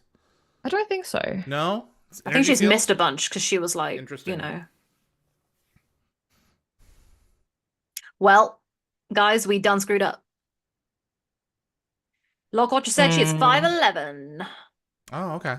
Oh, that's not that tall. I think I'm around that height. She's wearing heels there, so it makes it even taller. Yeah, absolutely. I think it's because, like, just how, just her. Sorry, Yvie, you're 5'11"? No, a little bit shorter than that. I was gonna say just a little bit. Yeah. Make up a story. Just tell him the truth and make him a scientist that goes on to like, work in Atlantis. That'd be nice. I think he would never work under Daniel. So, Joseph Malozzi actually hinted that he'd pitched a story about Stephen working for the government and crossing paths with Daniel later on off-world. So the story was going to center around SG-1 traveling off-world and finding that another team led by Stephen and funded by a rich industrialist with access to the Russian gate had already made like some sort of significant archaeological discovery. Was he going to be there in the tomb? It ended up being ditched, but that would have been really cool. Yeah, it would have been really cool if he was part of the team at the Ziggurat in season 5. And then he would have tragically died along with the Russians. The Gateworld Review praised Daniel's return to academia as a welcome side story. So it did shed some light on his absence and how his absence affected him and the academic community. And Joseph Malozzi echoed this sentiment, enjoying crafting a tale that delved into Daniel's pre-Stargate days, blending mystery with Egyptian lore, adventure, discovery, and a surprise villain. Good times. Well, there we go. That's The Curse, everyone. Thanks for joining us. Okay. Honestly, I would give. There we go. Yeah, come on back, Yvie. I would honestly, I would have loved to see it. Yeah, I'm not gonna lie. Right, here's a crazy thing from season 5: Summit and Last Stand. When we see her meeting up with the partner, that they have this like weird hatred between them, and I remember sitting there being like, "Damn, you guys could be such a hot power couple." I was like, "You guys could get so much done." Well, Zapata certainly thinks so. If you rewatch that scene, yeah, well, yeah, you know I was what? sitting there. She looks good in pants. He looks good in a skirt. So yeah, good observation. Yeah, I really like that. Also, I'm not gonna lie, I really want like all of Daniel's like exes and potential partners to like get together and like have tea. I'm sad they're all like, you know, like not in a room together. Let's talk about his faults. You know, I feel like they could all honestly, like I could actually imagine like Vala and like Sarah as like Gould like queens ruling side by side, like ultimate Gould lesbian power couple. I'd be like, oh, let's do this, ladies. I'm not gonna lie. Katesh, you've got Amunet, and you've got Osiris. That would have been interesting. Can you imagine that trio? Honestly, the women in this, the female Goulds are not appreciated enough. Oh my god, Nitty, get her in there as well. Oh god. Yeah, I love Nitty. Dirty, flirty, nerdy. Brains. Nerdy. Oh so good. Rick came up with that. Yeah, that's funny. That's exactly funny. All right, that was a good episode. That was a great episode. I obviously love the casting in this. The murder mystery misdirection. Yeah. It's a fun premise. The stuff with Jack and Teal'c is fantastic. They're not really in it. Actually, no, wait. They're not really. I never really noticed they weren't really in it because it's such a good episode. I'm like, yeah, I don't need to do it was kind of interesting that they weren't called back. Yeah. This sets up a lot for the future of the show. I give it a 5. I wanted to give it a 6, but I give it a 5. Okay. Yeah. Homo Apple just said, "Oh my god, I watched the wrong episode." How'd you do that? What did you watch? He's got to be kidding. Yeah, I hope you're joking. Well, this is not one of my favorites again. Okay. Whoa. I do appreciate the storyline. I know I say appreciate a lot. I do appreciate the storyline. That's code it's for sort I of didn't very like it kind of much. Indiana Jones-ish. It is. Which is cool. It belongs in a museum. So do you. So good. Throw him over the side. Yeah, that was good. That's funny. But what would you rate it? I'd probably give it a 4. Okay. Yeah, I think I'm going to stick with a 4. Okay. This is an interesting time. You know what? I always find that and David's going to do that whole thing where he's like, Nicole, it doesn't matter what other people think. You're allowed to have your own opinions. David, I like when synchronicity of the universe happens. Okay. Why? I find it very interesting. No. Don't ask you me like why. it when synchronicity of the universe happens around you. Sometimes, yeah, David, because it's interesting. Because it's interesting to you. Because I notice it because it's affecting me. Okay. Same way when you're God. outside, David. I'm sure you see a car and you go, oh hey, there's that car again and again. What is the coincidence of strange that I'm noticing all of these that things? particular analogy doesn't really apply. Go ahead. What do you think of this show? Yeah, sorry. It's not just that. It's not just that, David. It's everything. I don't just do it about myself, but because we do these ratings, it's about me when I do this. Okay. But in day-to-day life, I do it for everything. I'm going to keep justifying it. So it's a house of sand and fog. How dare you? So you two tend to agree on things more, right? While I tend to be. It doesn't even occur to me. It occurs to me. Neither. It's like that's where my brain goes. So a lot of the time during episodes, I haven't thought of it that way. I felt that you two tend to kind of lean in more similar directions in certain episodes. While I feel like when I really like something, I feel like you two tend to dislike it more than me. And then I always feel like that in terms of percentages, I feel like Anthony, back me up on this if that is the case. Or dismiss me. Yeah, but and I feel like depending on what it is, it might be different. So Yvie and I think always the Sam and Jack episodes are always going to be united. But I feel like, for example, Brief Candle, I'm like a hot lover of that episode, and you two are not. So I find it interesting that David and I are both 5s on this episode. It's not often that David and I agree. So, David and I love this episode, I could tell. And Yvie was more like, I appreciate this episode. Interesting. Yeah. That's an interesting What would you have analysis. rated it before today, Yvie? Do you think? Did Fun with Friends make it better? It probably gained it an extra chevron. Yeah. I feel like I don't think this is an episode that I routinely watch. Well, I always watch it. It's so interesting. Yeah. Fun with Friends is definitely influenced. Like I could be wrong, but I have yet to watch an episode with you guys and say, I don't think I've said aloud once, oh, I like it less than I've ever have in watching it before. So no, that hasn't happened. I don't think so. Happened. So I think elevating the show, because of watching it with you guys is a side effect of the process. So hopefully that continues with the people who are watching. Yeah, so. I could hate rewatch Bane again with you guys, and I could suffer it. I would probably have to be paid. I actually hate Venom. It's so bad. Oh God. It's not. Yeah. No. It's a great. There's some great performances in it, but the curse. Yeah. The curse is really Stargate continuing to fire on all cylinders. Yes, so. I know. So. Linda Gate Gabba Fury. Yes. She said it's her favorite episode. Really? Yeah. Where the hell is she? How about that? I don't know. She just said it on one of our posts. She said Linda? It's her favorite episode. She did. I Get saw your that. bum in here. Support your show. Share your opinions. Tell Anthony. So well, I'm sharing her opinion on her behalf. She loves this. Yeah. Nicole, can you read the rundown while I go to the rest so Candy's come in as a new person who gave who's asking why we do 7. So yeah, I think everyone's explaining. Candy, 7 chevrons on a gate that you have to dial in order to get a gate address. So it's 7, not 9, because that's confusing. So it's so close to 10. So here we go. Okay. So Jed Ted gave it a 6. Anthony gave it a 5. GDR said it's a 5, but gets a 6 because the wardrobe department was in love with Daniel that episode. Where's David for the thirst? Oh dear. Mac Boland's conscience a 6. Jacob said 4 chevrons. Homo Apple accidentally watched the Serpent's Venom instead of the curse. Well, I hope you're happy to watch it again, Homo Apple. Another good off-base episode, what Jed Ted just said. We got Jacob with a 4. Lockwatch said I would give this 5 chevrons. This launches some great future episodes, and we get to see Jack's pond with no fish. Yep. I like what this episode does for other episodes as well. It's a good time. Nick Nar says 4. Shimmering Victoria says, okay, David is coming back, so now I can repeat. Hello. So you missed it. Jean Diarda said that it was a 5 but a 6 because of Daniel's hot wardrobe. Now Shimmering Victoria says it's a 6 from me. The costume department did wonders with Daniel, and it got my favorite character Janet out of the infirmary. Woo woo. Out of the SGC, yeah. Yeah. Jean Diarda is explaining to Candy that it's out of 7s. I'm now having to figure out what number isn't a rating here because everyone's explaining it. My eyes are seeing so many numbers. Okay, hold on. Everyone's explaining it. Crap. Hello, Candy Mitch.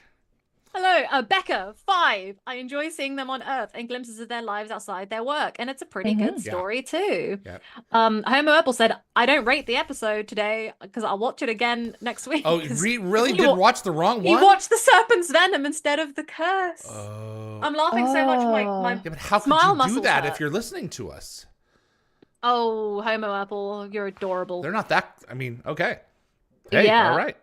I don't remember Anna Louise Plowman guest starring in The Curse, but And Nick Nar said, I changed my mind to a 5. It's a good Daniel episode. Okay. You're allowed Homo to change Apple your said, mind. I'll join next week. Homo Apple, before you go, leave your rating for Serpent's Venom. That's true. Yes. Since you just enjoyed it. And I'll say it later. And yeah, Anthony just said that as well. Anthony just asked for the rating. So I was like, give me before you go. Oh dear. We'll ask him next week when he comes back. We'll be like, what was your rating for Serpent's Venom? That's funny. So that was, I think it's a good episode. And, actually, you know what? I really want to see what would have happened if Columbo was like the investigator on that episode, because it always... it would have been a very short episode. I like the way that Columbo figures things out. I love the way that it tends to show you the murders at the beginning. So to have it be like, we don't know. It's just like, would have been Columbo becomes inhabited by Osiris. Oh, that would have been so good. I would have loved that so much. Crossover. Oh my God. Can you believe it? Oh, so good. You guys ready to watch The Serpent's Venom? Yeah, let me just... I was so excited with all the thirsting happening in the chat. The thirsting? Grab it. Yeah. Are you quenched? My thirst, it will never be quenched. Michael Shanks' hotness is out of this world. Through that world. So... I love this episode. This is SG-1 on a fun space adventure. I also enjoy this a whole heap. Edie and I watched this together. We were at Kalmar in the UK, and we were actually sitting next to Jacqueline, and we were watching. Yeah. Oh, yes. Okay. And we're watching this with her because it was I think Carmen had just passed not long before, and so they put the episode on in the background of dinner in order to just do that. And Edie and I got the pleasure of sitting next to her and having a good chat. So okay. Yeah. Well, let's go ahead and bring this forward. You guys ready with the episode? Indeed. Yeah. Okay, let's go ahead and do it. Serpent's Venom, everyone, in 5, 4, 3.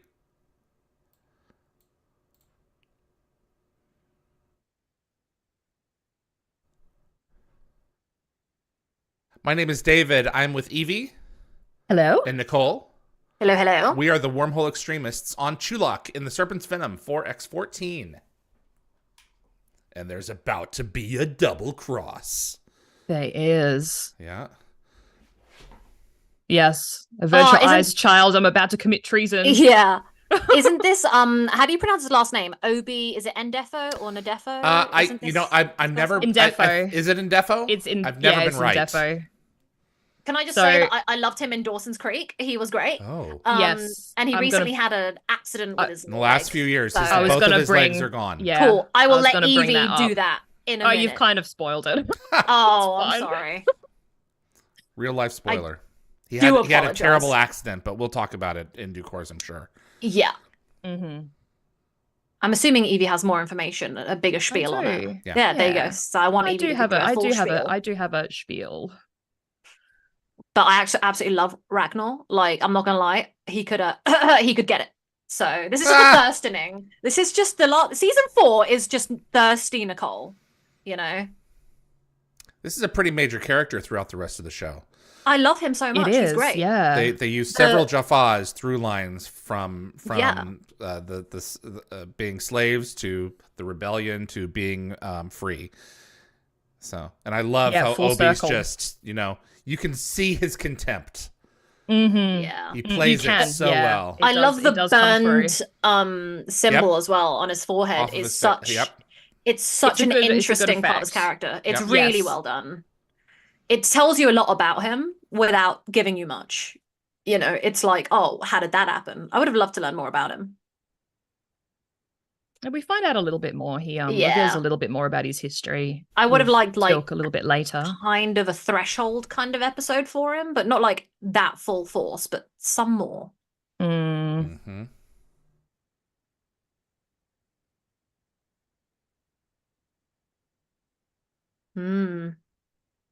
I feel like whenever Teal'c goes alone to do Jafar stuff, it just never really works out for him. Often that's the case. Yes. It's quite sad. Yeah. But I think it's important at this point in the show, especially since his speech from Into the Fire, that we need to see this continuing to evolve. Yes. Yeah, it's been a while since we saw Teal'c going and trying to get help in that episode. Chomka Groves, we've been there. Yeah. Oh, and by the way, you are a Shova. Yes, in the words of Admiral Akbar, it's a trap. That's it. It's a trap. And he's out for the count. Yeah. So I feel like Teal'c and Ronan have the same reaction. He looks regretty spaghetti already. Yeah. Regretty spaghetti?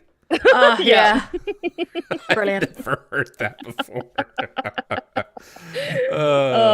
That's so I actually looked at what #Cree means, and according to the Stargate wiki, it roughly means attention fools. Just in case you were curious. Yeah. So, yes, Obi and Defo. So this is his first of 6 Stargate appearances. Is that all? 4 to 9. Feels like more. I thought it was more. Sorry, I thought it was less. Oh. So, you may remember hearing about Obi's misfortune in August of 2019. So after leading a yoga class for special needs kids, he was hit by a drunk driver outside a grocery store in LA, and he ended up losing both of his legs. So what I can see on social media, he's made a phenomenal recovery. Yep. And in an interview, he actually said that he's forgiven the driver and he wants to continue giving back to the world. Wow. He's such a kind man. Yeah. And he carries on exercising. Have you seen his exercise routines? Yeah. He does yoga. Oh my God. Amazing. He had a GoFundMe for a while as well, because American, the healthcare ain't going to pay for itself. Get the prosthetics. Yeah. Wow. Yeah. I donated to that back in the day. Did you? When it cropped up, yeah. Yeah. So this is the final appearance of Douglas H. Arthurs as Herrower. Yep. And I also wanted to give a shout out to Paul Koslow as Tarek. So this is his only Stargate appearance. His career in television actually spanned about 50 years, and he worked with a lot of Hollywood greats, including Charles Bronson and Charlton Heston. And he sadly passed away in 2019 to pancreatic cancer at the age of 74. 2019, not a good year for the guests in this episode. No, it really wasn't. Martin Wood on the far left there with Siler. Oh, yeah. Oh, yes, it is.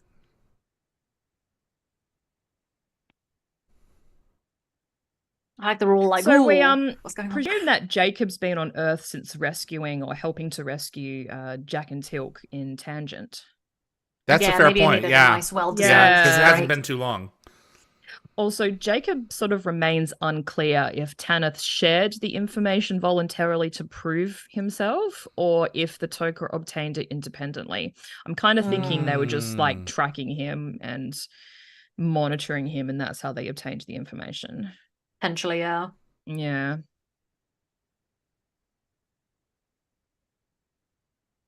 I really liked this episode because it felt just, more twists and turns. But like in this episode, you really don't see that twist coming. It comes out of nowhere in such a good way. I think this episode would have been so much better had they not blown up the ship in Upgrades.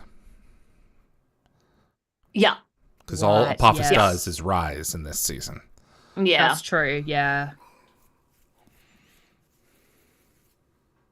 Candy Mitch has asked who wrote this episode. So this episode is Peter DeLuise. Yep. So it's his second of 3 episodes this season. And you remember that he also wrote the first ones. Because he is awesome. Indeed. The first ones being the episode, not the first ones being the first scripts. Yeah. Yes. So, Apophis wants to join forces with Hero to defeat the System Lords, even though he had a strong army from Sokar. So it seems he either didn't have full control over Sokar's troops, or he just wanted to ensure victory. So also, Omar Dasala destroyed many of Apophis's soldiers when they tried to capture the child. Yeah. Well, you can never predict the weather. So this was a major blow to his plans for ruling the galaxy, and Hero probably took over Ra's forces after I suspect. Yeah, it's his dad, isn't it? Yeah. So. Yeah. They probably would have been rivals, but still probably also allies. So yeah, I love this. He's like, you better tell us everything. He's like, I was going to tell you. Calm down, bro. Yeah, I'm back. Yes. Yeah. Just learn to be super cautious. Yeah, I would imagine that like maybe Apophis is going to betray Hero anyway, but maybe this was his way of trying to be like he was like, hey nephew, I want all those troops. I'm gonna mess you up, because it seemed like he was ready to turn on him no matter what. You know? Yeah. So I don't think they actually call these mines by their names, but I think maybe in the script they're called the Malosian mines after Joseph Seriously? Malosi. Yeah. Really? Yeah. That's true? Brilliant. Apparently, yeah. Oh, they call them the Tobin mines. I think mines. I think they're actually from an interview with Joseph Malosi. Really? I think he's kidding. Yeah. They're the Tobin mines. I have no idea. Okay. He may have changed his mind. Yeah. Or maybe that was their original name initially before they changed the name. Maybe.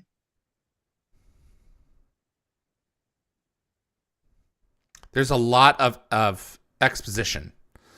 There is. There is a lot episode. of talk. But I sure. think it really does pay off, because the dance in the minefield is a lot of fun. Tobin Manual.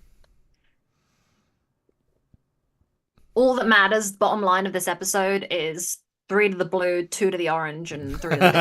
Or is it 2 to the blue, 3 to the orange, and 2 to the blue? God damn it, even I can't get it right. So that's funny. It's 2 to the blue.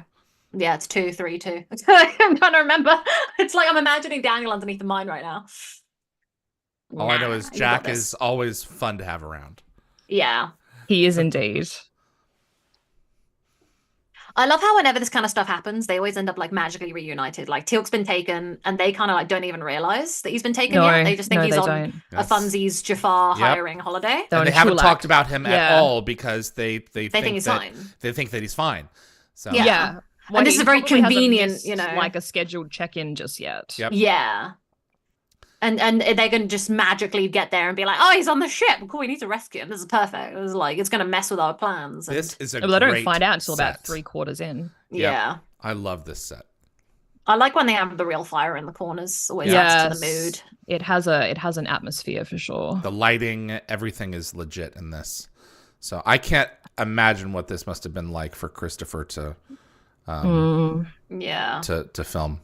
He's great at getting tortured, you know. He is. It happens to him a lot. Yeah. It does.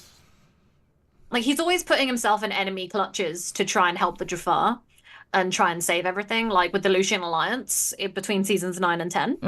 Like, he gets tortured there as well. Ben Browder has to fake torture him and then slightly really torture him. And it's like... Ugh. Yeah. So the apparently the pain stick prop currently resides in Joe Malozzi's garage. Really? Apparently. I've got one behind me here. Do you think he gets it out and he just pretends to work on his car with it sometimes? It's like, yeah. Cattle prodding the car. Yeah. You're going to take that, you. Yeah, damn it. So what just happened here? Did Teal'c spit on Tarek? I think he spat on him, and did he just taste it? Yeah, I think so. Did. I don't know why, but yeah.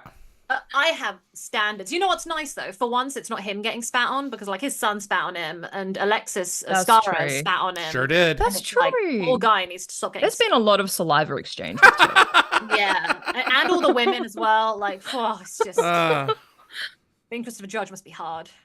Actually, when Tarek tasted the saliva for whatever reason, it kind of reminded me of Jerry Seinfeld asking, "What is this salty discharge?" Oh God.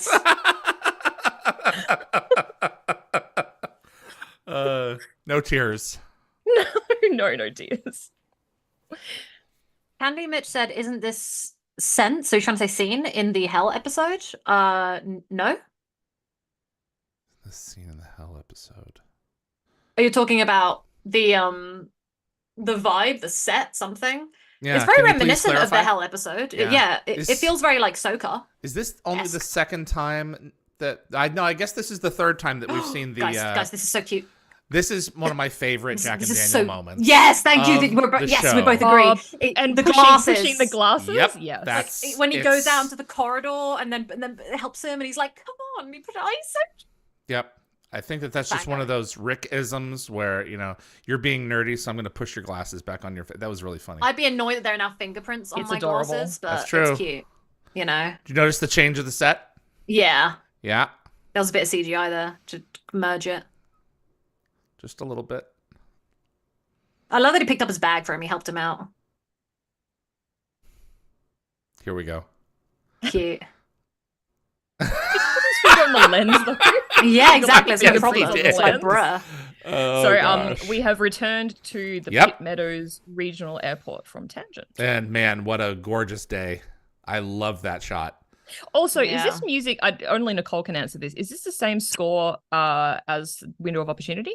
I think it was. Yes, it is. That was 100% it. Yeah, arrival at P4X639. Yeah, for sure. Then a rear spring projection of the outside.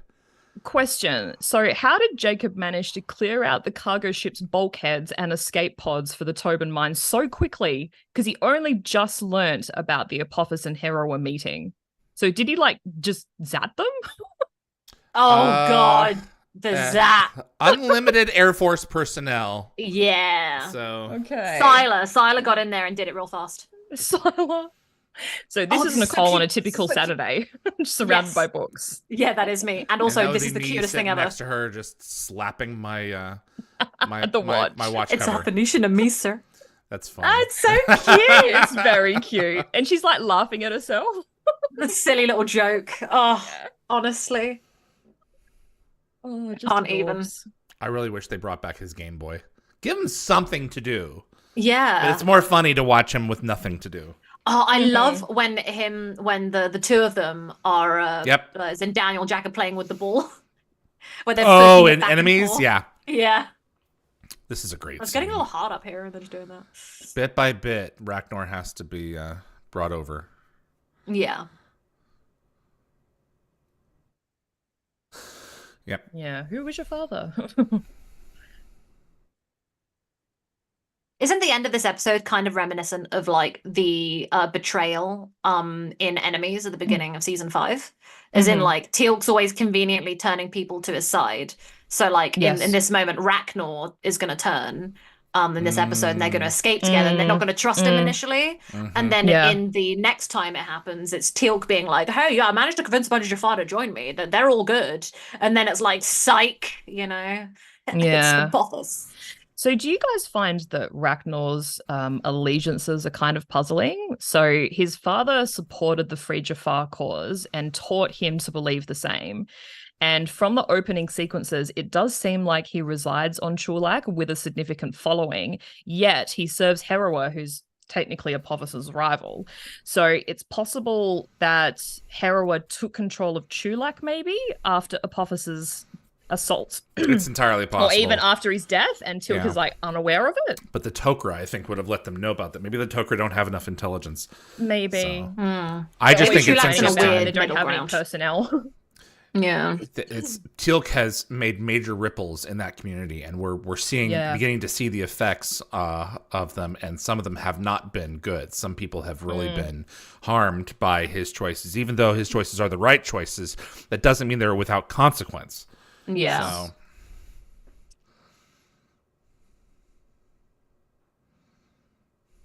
Well, saving yourself and the greater good aren't the same, bruh. Yeah.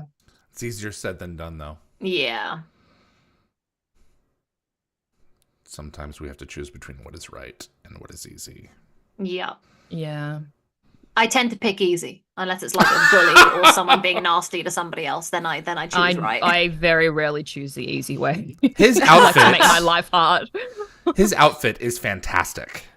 It is good. It is cool. I like the leatheriness, but it looks like it's been through the mill. Like it's been through some stuff. So even though Teal'c remains skeptical of Terek's claims that Braytak has died, we don't actually get to see Braytak until season 5. And this gap could lead first-time viewers to question whether there was any truth to his statements.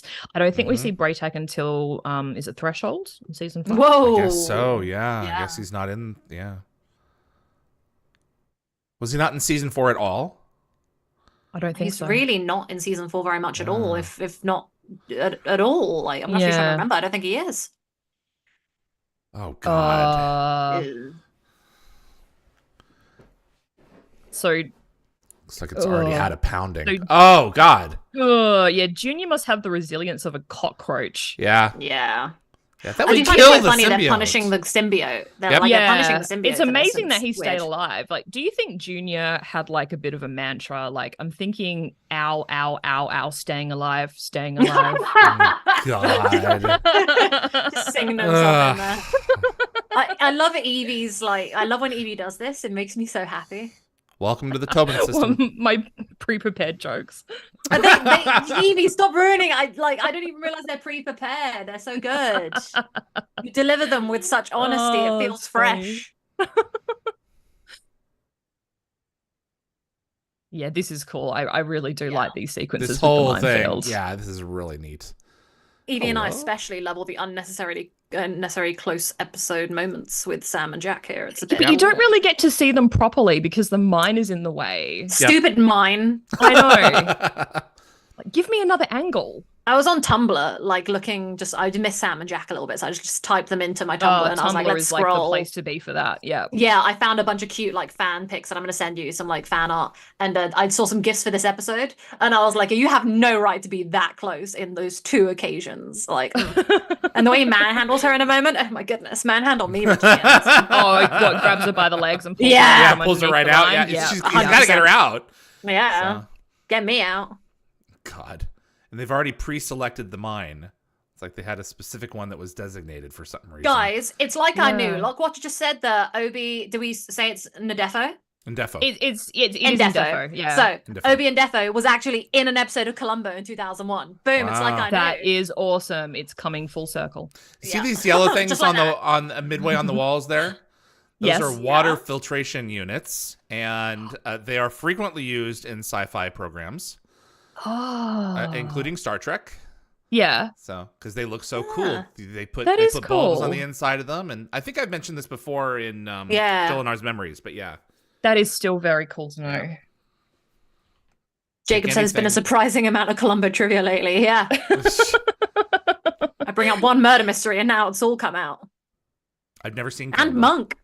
No, I don't think I've seen. I love Monk. Monk is amazing. So sorry, you haven't seen Columbo? No. My favorite episode is David. When you come over to visit, we're gonna watch my favorite episode. Okay. I don't think I've watched Columbo either. Okay, Yvie, when you come over, I'm like vaguely familiar with it. Okay. So the mine is on a gimbal, and you can see the opening in the back of the set there.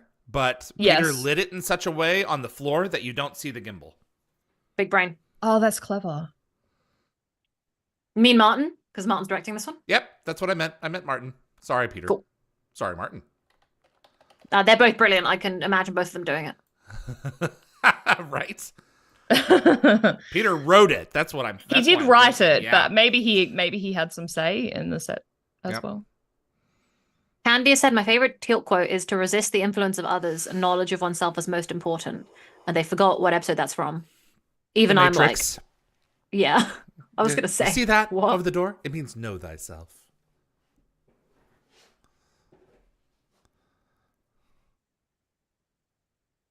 I love this performance by this man.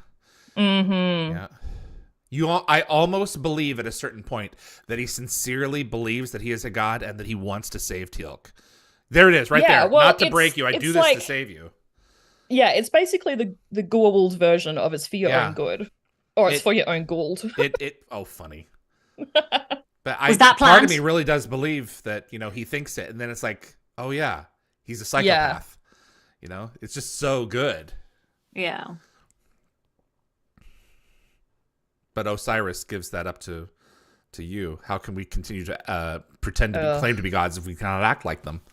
So, according to Stargate, I did attempt to define what Shemal Kalak is. Yeah. So apparently Kalak means soul. So from contents, I think Terok is saying save your soul. Yeah. So the way he delivers the line though is always stuck with me because I think it's sort of the way he speaks. It is more animated than most of the Goa'ulds that we've met. Yeah. Yeah. 100%. And I think from what Teal'c responds with, I think it means good luck, something good luck. So I think he's being sarcastic. So like a screw you kind of moment. Kind of, yeah.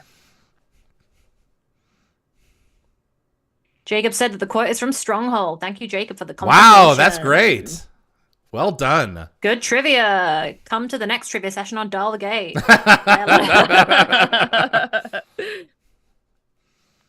So get the bomb into the ship. Excuse me. Get the bomb into the ship. Why? And, my god! Not on purpose. No, it was a big flub. Then find where the panel opening is. Oh, this is so funny. This is so funny. Just so Daniel's funny. Michael Shanks is so good at being comedic with his nerdiness. This is why Stargate is funny. It is peak Stargate when the talking like this happens. If she gets it wrong, they'll never know it. Yeah.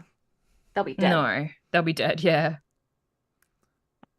So, it's the wait in a moment. We're all waiting for it. Come on. I'll wait till it happens first. Yeah. There was a comment on Reddit that a Redditor said that this episode features two very memorable moments, and Daniel's wait was the first one, and I'll mention the second one later when it comes up. Probably Jack with the control of the ship. Yeah, the ship flies away. The ceiling. I love his comment. It's not that easy because he's been kind of making fun of Jacob, and then he gets a shot at it. It's like, this sucks. So I feel like he shouldn't be doing both of these jobs. Yeah, well, it'd just be me and Nicole. But did that mine opening kind of sound like dial-up internet? I got that. Yeah, kind of, for sure. I love when the mine starts moving down, and the way that Daniel constantly moves the book. Though I don't know why the book is my favorite character in this episode. See, Jack could have positioned himself anywhere. Yeah, but he puts it right above, on top of. Of course, yeah. Right there, resting his head. You've got there, a whole 1/3 area there that you can get under there with them and help them figure it out. But no, he's got to rub his head right there. No complaints from Rick. Knows what he's doing with that character. Yes, he does. Yes, he ain't stupid. Let me just put the lens back over here. Yeah.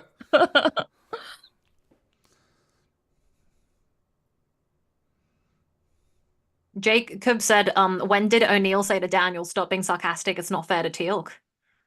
No, it's from the other side. Stop. That's what I thought. Stop yeah. it. It's not fair to Teal'c because he's being metaphoric. Yeah, that's it. Yeah. Yeah, I was gonna say it's the other side. It's one of my favorite arguments they have because he brings Teal'c into it for no reason. Teal'c is a child in that regard. Like he's still trying to figure this out, and so Jack's always on his side in that. Yeah. Yeah, here we go. This is good stuff. This is some. Oh, it really is. So I'm going to try and bring something in that I don't have full understanding of. So I'm going to touch on it very lightly and then leave it and let other people who know better come to their own conclusions. But I feel like Christopher Judge, being a person of color, has really got like such a huge responsibility having to carry like this storyline. I feel like it's kind of like, because he's a person of color, he's not just talking about this, but he's also talking about the struggles of people of color on our planet in a way. And he's kind of like a metaphor for that. And I feel like he's got such a big job being Teal'c that it's like, it can't be easy. Well, also keep in mind, he's not only black, he's Native American. So he has a lot of life perspective. He's got a whole, I didn't even know that. Yep. Still learning things. That's why he has the face that he has. It's gorgeous. Yeah, he's a beautiful man. Uh-huh. Oh, here we go. Here we go. Best part. 3 notches. This is so cool. Is it 3 to the blue, 4 to the orange, and 3 to the blue? Yeah, there we go. Okay. Yeah. So the actual passcode is 2 to the blue, 3 to the orange, and 2 to the blue. Yeah, then that's -1. Yeah. I love this. It's coming up. It's coming up, Nicole. Yeah, here we go. Also the book. Look at the way he's got the book, and he's like, whoa. And she's, panic. The way that Daniel doesn't try to help, he just runs. He's like, what are you going to do? It's true. He can't get her out. But you don't see it from the other side. Just pull it right out of there. That's so funny. Yeah. What another angle. Oh, they were holding hands. Yeah. Amazing. Jed Ted said 100. I think that means like 100% like Nicole. Yeah. Thank you. Agree. Yeah. It's not gonna agree. There we go. Okay. Now get it back up there. Get it back up there. I love the way that you get tension to rise so much by seeing it just like sit next to a beam for like a second. You know what's going to happen because you've watched it so many times, but it's still like... Ooh, it's still suspenseful. I love the note that Joel plays there, like when he turns around. It's like, well, that was close. Sherman Victoria said, I love the swaying of the mine. It makes me feel more alive. Staying alive. Ow, ow, ow, ow. Staying or alive. Swinging alive. Staying alive. Yeah. The visual effects for this were just so cool. Yeah. I remember them talking about visual effects for like the battle sequences in season 8 during Reckoning Part 1 and 2, and how a lot of the far away like Huttok vessels are like dots because they couldn't. It's a huge battle. Yeah, and I feel like a lot of the mines, when you look at them really close, some of them are just dots because they can't obviously do such high definition for some of them. No. Green is good. No. This is a great exchange. Very, very bad. It's just so funny. Yeah. The chemistry is chemistry. That is not helpful. Yeah. He goes like full general. He's like, figure this it is out. what I miss about modern television is I feel like it doesn't have this. Modern TV doesn't have the same way that... So I think the SG-1 cast are so phenomenally good at working off each other. Like, it's like their characters and their skills at acting. Whoop, there it goes. So funny. I great. He had a lot of confidence giving I love his line here. Jeez. So Jack mime waving away the mimes. Oh, it's so good. That's right. And you guys were totally right. It is the second memorable moment mentioned on Reddit. Oh, where he takes over and the mine just takes off? Yes. So funny. Swatting them away. Oh, God. Yeah, I think SG-1, this is probably why I fell in love with the show so hard as well. Their chemistry is so well done that they really feel like a little family. Selmex says try again. Oh, absolutely. Okay, Yoda. Yeah. That was very not helpful. Move the paper! I love the way she puts her hand on it being like, oi, and he just flaps the book down. Why is that book so funny? Oh, honestly. Favorite character. He's like taken all the knowledge out of it that it can offer him, but it's not. It doesn't have the solution. It's like his comfort. It's comfort. Yeah. Well, actors like business, so. You know what? I actually really also like that moment with the green is good, no bad, how bad, very very bad, dad. That whole thing. I liked that in Lost City that kind of comes back when Daniel and Jack are sitting there and he's just like that is at you can stop that. You can stop that. Yes, yes. So someone on Reddit suggested Apophis wore the plates deliberately to prevent the sarcophagus from healing him. So he was using his scars as like a badge of intimidation to show that he did survive hell and back. Crap. Yeah. But I also did see another comment that the plates were a nod to 7 of 9. So it's been heavily criticized for that. So because this is around the same too time. Similar. Mm-hmm. Yeah, that's why it's on the opposite eye, you know. So same but different. Yeah, Jerry Ryan did a lot to sci-fi at the time. I mean, that's one of the reasons that you have Anise and Freya. It's the biggest reason. Yeah. So the MGM people, the higher ups were looking at them and going, "Where's our really hot alien?" That's it exactly, because the ratings were working. For however you think about it, she turned the ratings around. It makes me really sad. So 7 of 9, I don't know much about Star Trek, but I know that 7 of 9 is like a very important character who like does a lot more than just be a hot person. But it makes me sad that so many other networks were trying to copy that mainly for like the reason of that. It's like, no, that's all they do. They're all chasing each other. Character complexity is so important, you know. It is. And obviously Anise/Freya is a lot more than just an attractive human, and we got to see that. And I'm glad that Stargate put that in there, but yeah, it was definitely a lot. It's like, wait, what do you have to offer me? This is a gift for me? Wow. This is a great gift. I love it. Now I may not want to blow love how he up leans your ship. forward. He's just like, yes. Women unhand me. Yep. My Chauvin is here. So, you know, people think I'm hard to buy for, but then again, bring me a best shoulder. Christmas present. Yeah. Yeah. Look on Jack's face. Oh, shite. Yeah. David. Yeah. You're just full of bad words today. Love it. Sorry. It's a good episode. It is.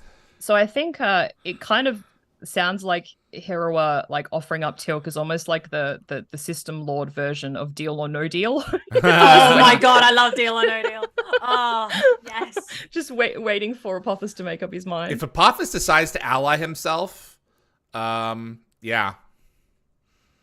So this is a great example of why SG-1 works for me compared to like Atlantis, right? Because like what would Ronan and Taylor be doing in the situation? I know. Nothing. They don't have a lot of utility. Yeah. While blowing stuff up. Yeah. This is great because you have Daniel with the alphabet and stuff. You've got Sam with the math. And then you've got Jack doing the flying. Yeah. You know? That's true. The whole thing works.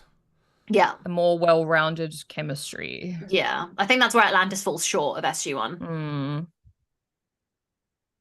McKay carries Atlantis. I will always love Atlantis, but that's mainly because McKay and Shepard have amazing chemistry. Oh yeah, I love him too. Yeah, while even though I hate him in SG-1. Initially he's awful. Yeah.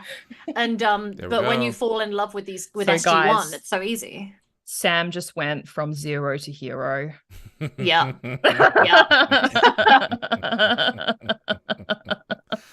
I gotta admit, every once in a while, some of these are grown, but that one was cute. Yeah, that was really cute. Oh, God. Oh, if I can elicit a groan, I've done my job.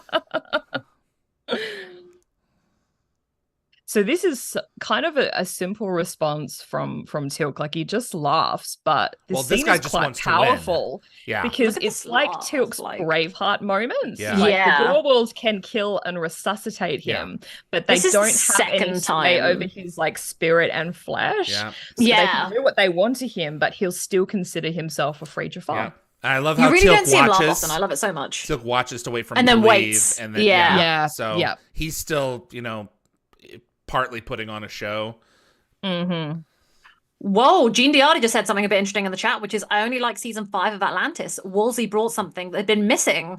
Whoa, I feel like most people would disagree with you. That's a very interesting point. Please share more. Yeah, I think season 5 is in some respects the strongest, but yeah, we'll have a lot of time to talk about that. 2, 4 are my favorites, obviously. Yeah, Teal'c is a sacrifice in this. If so many people have already killed themselves to make sure that this goes off without a hitch. That's it.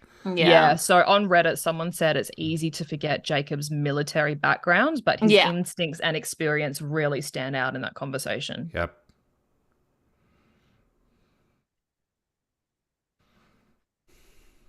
So now would it still go off if someone touched it from the outside, or will it only? I think they probably added to its programming. So. I bet they just added to it. 100%. Because Sam's still delicately because they're not. They're still careful. Yeah.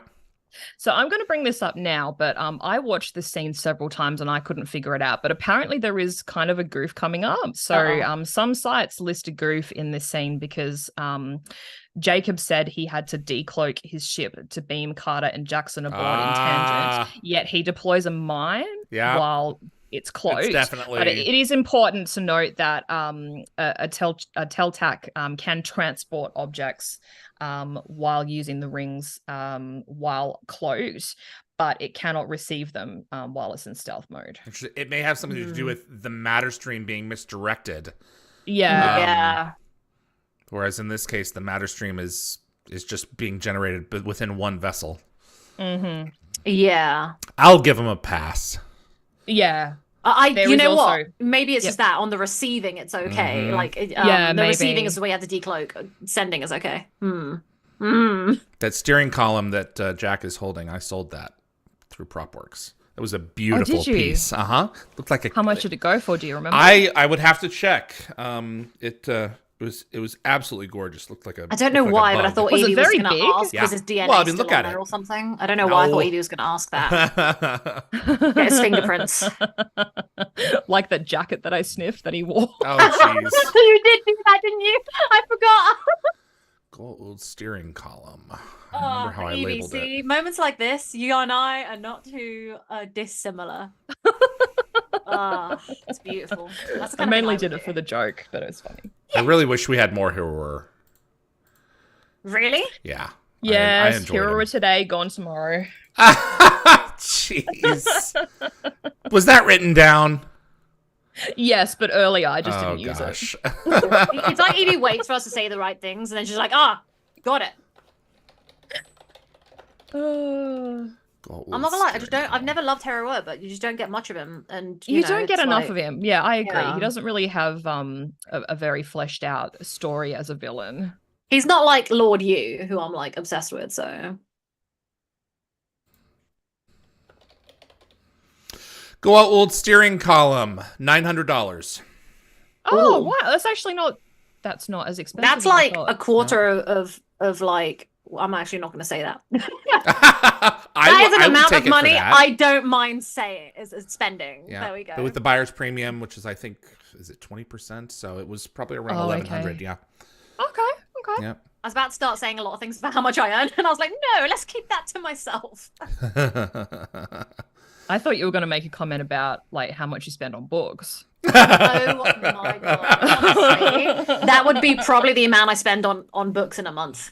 I would say. Oh God, I wish I had that disposable income. This is why I have no like money when I go places, because I spent it all on books. So I'll mention this as well. It's another kind of goof, but not really. We just kind of blew past this. Ragnar. Sorry, guys. Ragnar just went big deal. straight in. He did. Yeah. And saved Teal'c's bacon because he really did. The bacon saved.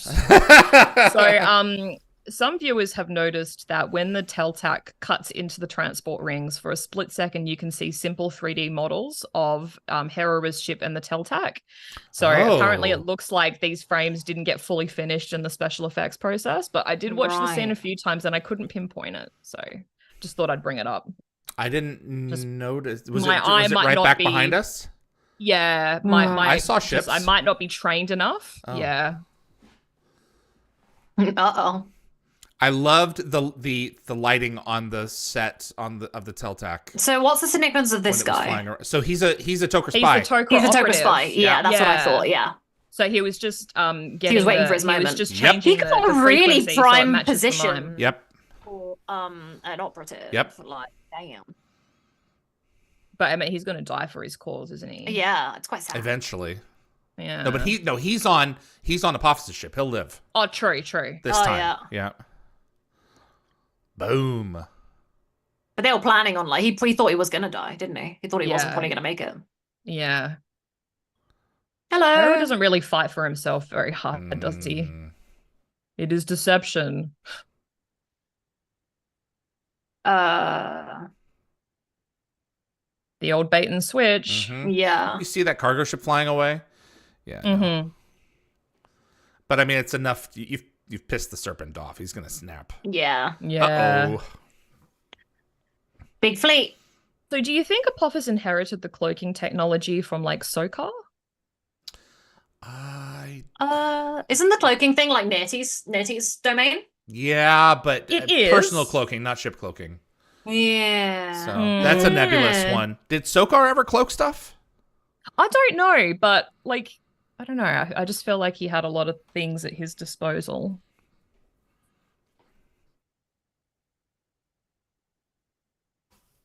Well, okay then. I just feel like he said a bunch of and he's bad like, words. I'm done. Like, go F yourself. Apophis's destruction of the Hatak ship is the 7th since Stargate Command began. However, up to 11 may have been lost, considering the 10 Apophis used as a shield against the mines. I just want to say, wasn't that shot that you saw of the glider coming out of the Hatak? Only one glider came out. Was that the same reused shot from the season 2 opener with only one coming out? Yes, Brilliant. Love the way they reuse the shots.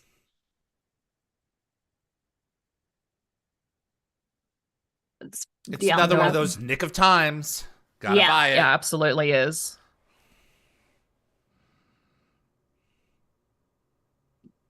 So I assume he got the code from Tilk, and Tilk got that somehow. Like, now as we're escaping, just in case there may be some Toker out there. So just in case, here's the password. Gotta buy it.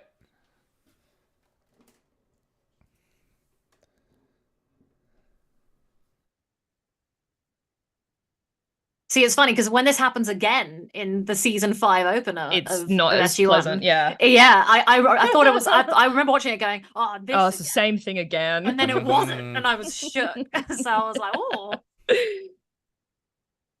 It is funny that Stargate can reuse the same kind of tropes and then be like, actually, we turned it on its head. It's a fake trope. We faked you out. So the third moon of Tishna was named for James Tishner, who worked in various roles in Stargate, including the writer, second unit director, and visual effects producer. Great transition there to visual effect. Didn't stop the alliance, though. You like made it worse. Yeah. Yep. You gave Apophis big power. Don't worry, black holes and wormholes and suns. Let's go.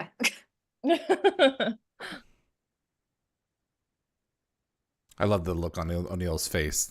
Yeah.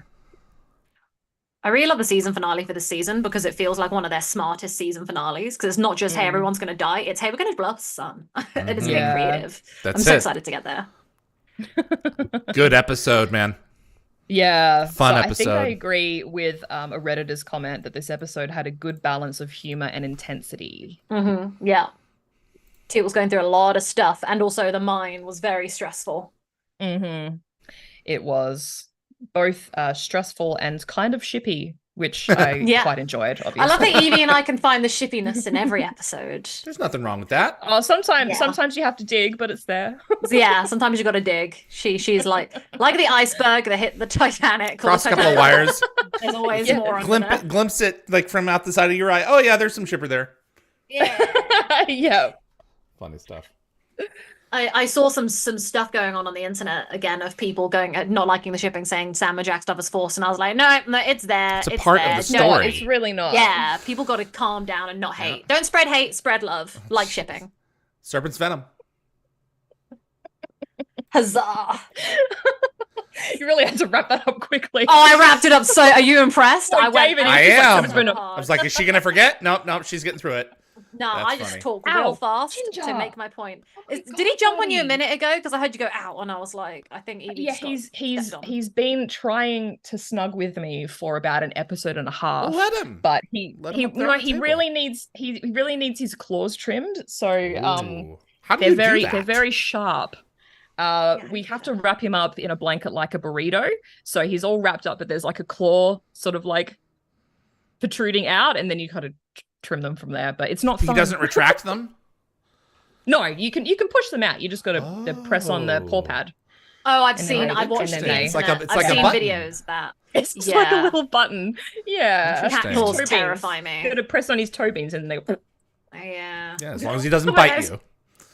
Yeah, no, he's not generally a biter. Plus, he is missing a lot of teeth because he's had some pretty major dental surgery. So I don't think it would really hurt much anyway. Yeah. Okay. How shalt thou rate this? Oh, yes, I really enjoy this episode for various reasons, but I think the story is very good, and I do enjoy the intensity of the episode, as I said before, blended in with the humor. Mm-hmm. Yeah. Good to see Jacob again. It's good to see Apophis again. We said goodbye to Heroer. What else happened? Definitely goodbye to Heroer. Yeah. So it's not perfect, but I think I'm gonna give it a 5. Okay. Yeah. Yeah. Nicole?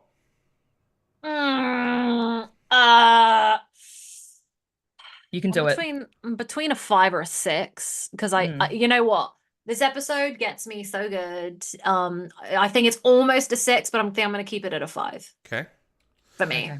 The humor in this episode is worked so well through the story. That's what almost makes it a 6. And this is a fine Teal'c episode where you can see that his struggle against the Jaffa or against the gold is working amongst the Jaffa through Ragnor's eyes. Yeah. Those scenes with disarming the mine and Jack flying, and then coupled with that, the overall continuation of the canon of the story. It's a 6 for me. It's just I'm so really close to giving it a 6. It's really well-rounded all around. Me too. So I think I really want to give it a 6, but I just feel like Stay at your 5. Yeah, I something about it is just keeping me at a 5. I'm not quite sure what it is. Maybe it's Hero. I just don't like him. He isn't the strongest villain. That's why I would have loved if he had come back for one more episode, because if they had spent a little bit more time on him rather than just using him. He's an exposition. He's a plot device. You know, he is a plot device. He's a stand-in for other gold who will come later. I think the issue that I had was he didn't really fight for his own life very hard. He's just like, no. He just goes, I'm dead. Yeah. And then just I guess he just knew that he couldn't really stand a chance against. His king had been knocked over, force, and that was it. Yeah, I mean he knew that he was done. There was nothing else to say. Yeah, so, maybe. Yeah. You know, had Peter DeLuise been directing this episode, he probably would have been like, hey, Douglas, I want you to scream. You know, he did that with Cliff in season 9 or season 10, and Cliff was like, "No, I'm not doing that." And Peter was like, "You're not going to scream?" It's like, "No, Peter." He couldn't believe that he was disagreeing with them. Gotta have your standards. It's like, I'm not going to take my director's note. I'm not going to do that. This is not something that Ball would do. So. No, Ball wouldn't. Yeah. No, I can see that. It's fun, but no. Yeah. Yeah, I think I'm happy with my 5. I'm not gonna lie, right? Season 4. Oh, it feels really good to be. It's a tasty season of the dumps that were some of the earlier episodes of the series. It's like, the show has its highs and lows. It does, and I love Stargate so much. It's funny how I can love the show so much, but despise so many episodes. But so far, I'm at a point where season 4, I think we've stayed above like 4s. I don't think we've dropped below a 4 yet. You know, I think we've I think most of it's been. I did in the last episode, didn't I? I think you didn't. I thought you made it a 4. No, maybe I did a 4. Yeah, no, you're right. I did. No, I think you said it was a 3 and then it was 4. Yeah, you're right. That would be too cool. It's high. It's the highest season so far. Yes, I think so. I can't wait for us to. I mean, I say this like I can't wait. I don't want this to end. But all good things must come to an end. Yeah, we're more than halfway through the season from last week's episode. But no, what I'm referring to is the whole wormhole extremists thing. So when we run out of Stargate, that might be it unless we can figure out something else to talk about. But I can't wait to deal with that. Yeah, so I can't wait to get to the end of everything and us to pull out Anthony's rating spreadsheets and pick that, excuse me, shit apart. It's going to be fun as hell to look back and go, whoa, you know, like that happened. Like it'll be the three of us, like Amanda, Christopher, and Michael going to the top of the briefing room and just going, that happened, you know, when they that was a thing. There's going to be us when we finish this, so it's Nicole? A journey. I'm reading out the ratings. So see what's there. I've smiled so much, my jaw's hurting. Okay, so we have Jacob, 6 chevrons, a great mix of many things we love about the show. Yes, Anthony, it's a 6 from me. Lockwatcher, I would give this a 6. Christopher Judge had the chance to really stretch his acting arms with this one, and Hero brought us the Tangrians in the future episode. Is that a thing? Is that a thing I'm not remembering? The Tagrians? Who? In a future, Hero brought us the So the Tagrians, that was in a future episode. Hero brought us the. Explain, Lockwatcher. Yeah, help us decode. Okay, go ahead. Becca, 6, great episode. Mac Bolan's Conscience, a 5. Jean Diana, a 2. Was Daniel not cute enough for you that episode? What's going on? It's okay. You're entitled to your opinion. Gecko Fett, I'll give it a 5. Jet Ted, a 7. Woo. Okay. Shimmering Victoria, it's a 5. I personally love the comedy more than action. Same. I love the rhythmic flow of the very bad dad.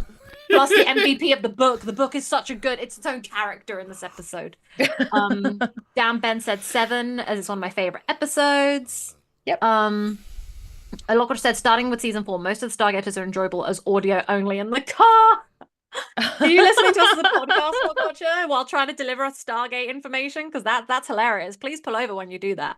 Jean Diana said, yeah, I'm so over Apophis that I have like to spend time with Hera. That's why I scored so low. That makes sense. Okay. Yeah. That makes sense. Oh, Hera is a system lord that spoke the Tagrians into existence in Memento. Yeah, that's correct. They worshipped Hera. That's right. Yeah, that is a good point. Thank you. We were like, huh? It's an episode I don't watch often. So, you know, yeah. It's just more of that. More of those episodes. Those episodes annoy me. The ones where you get there and like to a planet and people are assholes. You know, so that's just it's like hello, can we chill? Can we chill? But no, you know. So, and Dan Ben said might be a top 10 episode. I can't actually wait for Anthony to pull out the ratings when we get to the end of all of this and see what our top episodes are of all time individually together and then with everybody, because that'll be super. I can't wait. For sure. If Anthony's still around and supporting Wormhole Extremists, if not, I'm sure I can try and do it, you know, but But Anthony, I hope you stick around for years to come. But yeah, hopefully you don't leave us. Don't leave us, Anthony. We appreciate you. Or if not, do a big handoff of the of all the data sheets. I'll take you out to dinner. Next Anthony, week is nothing. Oh shit. Yes. Evie's busy. No. David, you're busy. That's mid-March. That's mid-March. Yep. You're busy. I'm going to Cape Canaveral. Freaking Cape Canaveral. That's what David says whenever I'm going places. No. That's only when you go somewhere. Rude. Not me and Yvie. It's normal. You're off to frickin' Bulgaria or wherever. So freaking Bulgaria. Yeah, let's have the conversation about that once we're afterwards. So once we're done, so I can line up all the dates for the website. So cool. It's good stuff. Excellent. So we'll be back a different week that will be posted on social media. Yeah. So we're going to be back on the 10th. And then you're off the 24th, right, Evie? Yes. So we'll have the 10th and 17th, and then the 31st. So, yeah. So what are the episodes that are next in not next week, but the week after? I don't know. Why are you looking at me? Evie, do it. I think it's a good 2 episodes.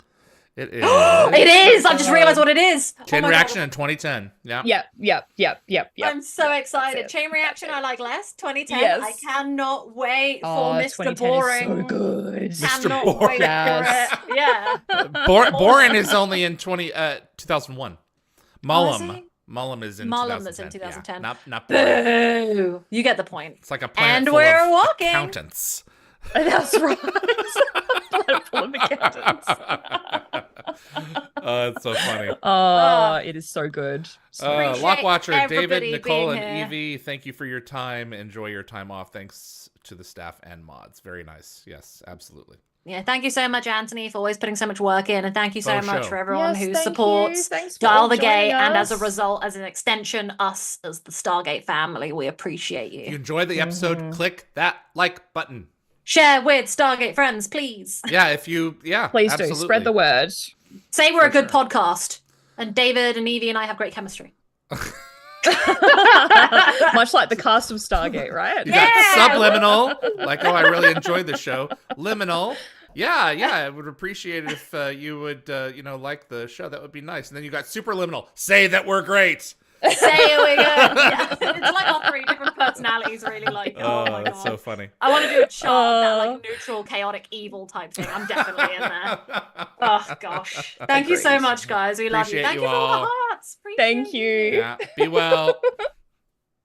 See you next couple of weeks.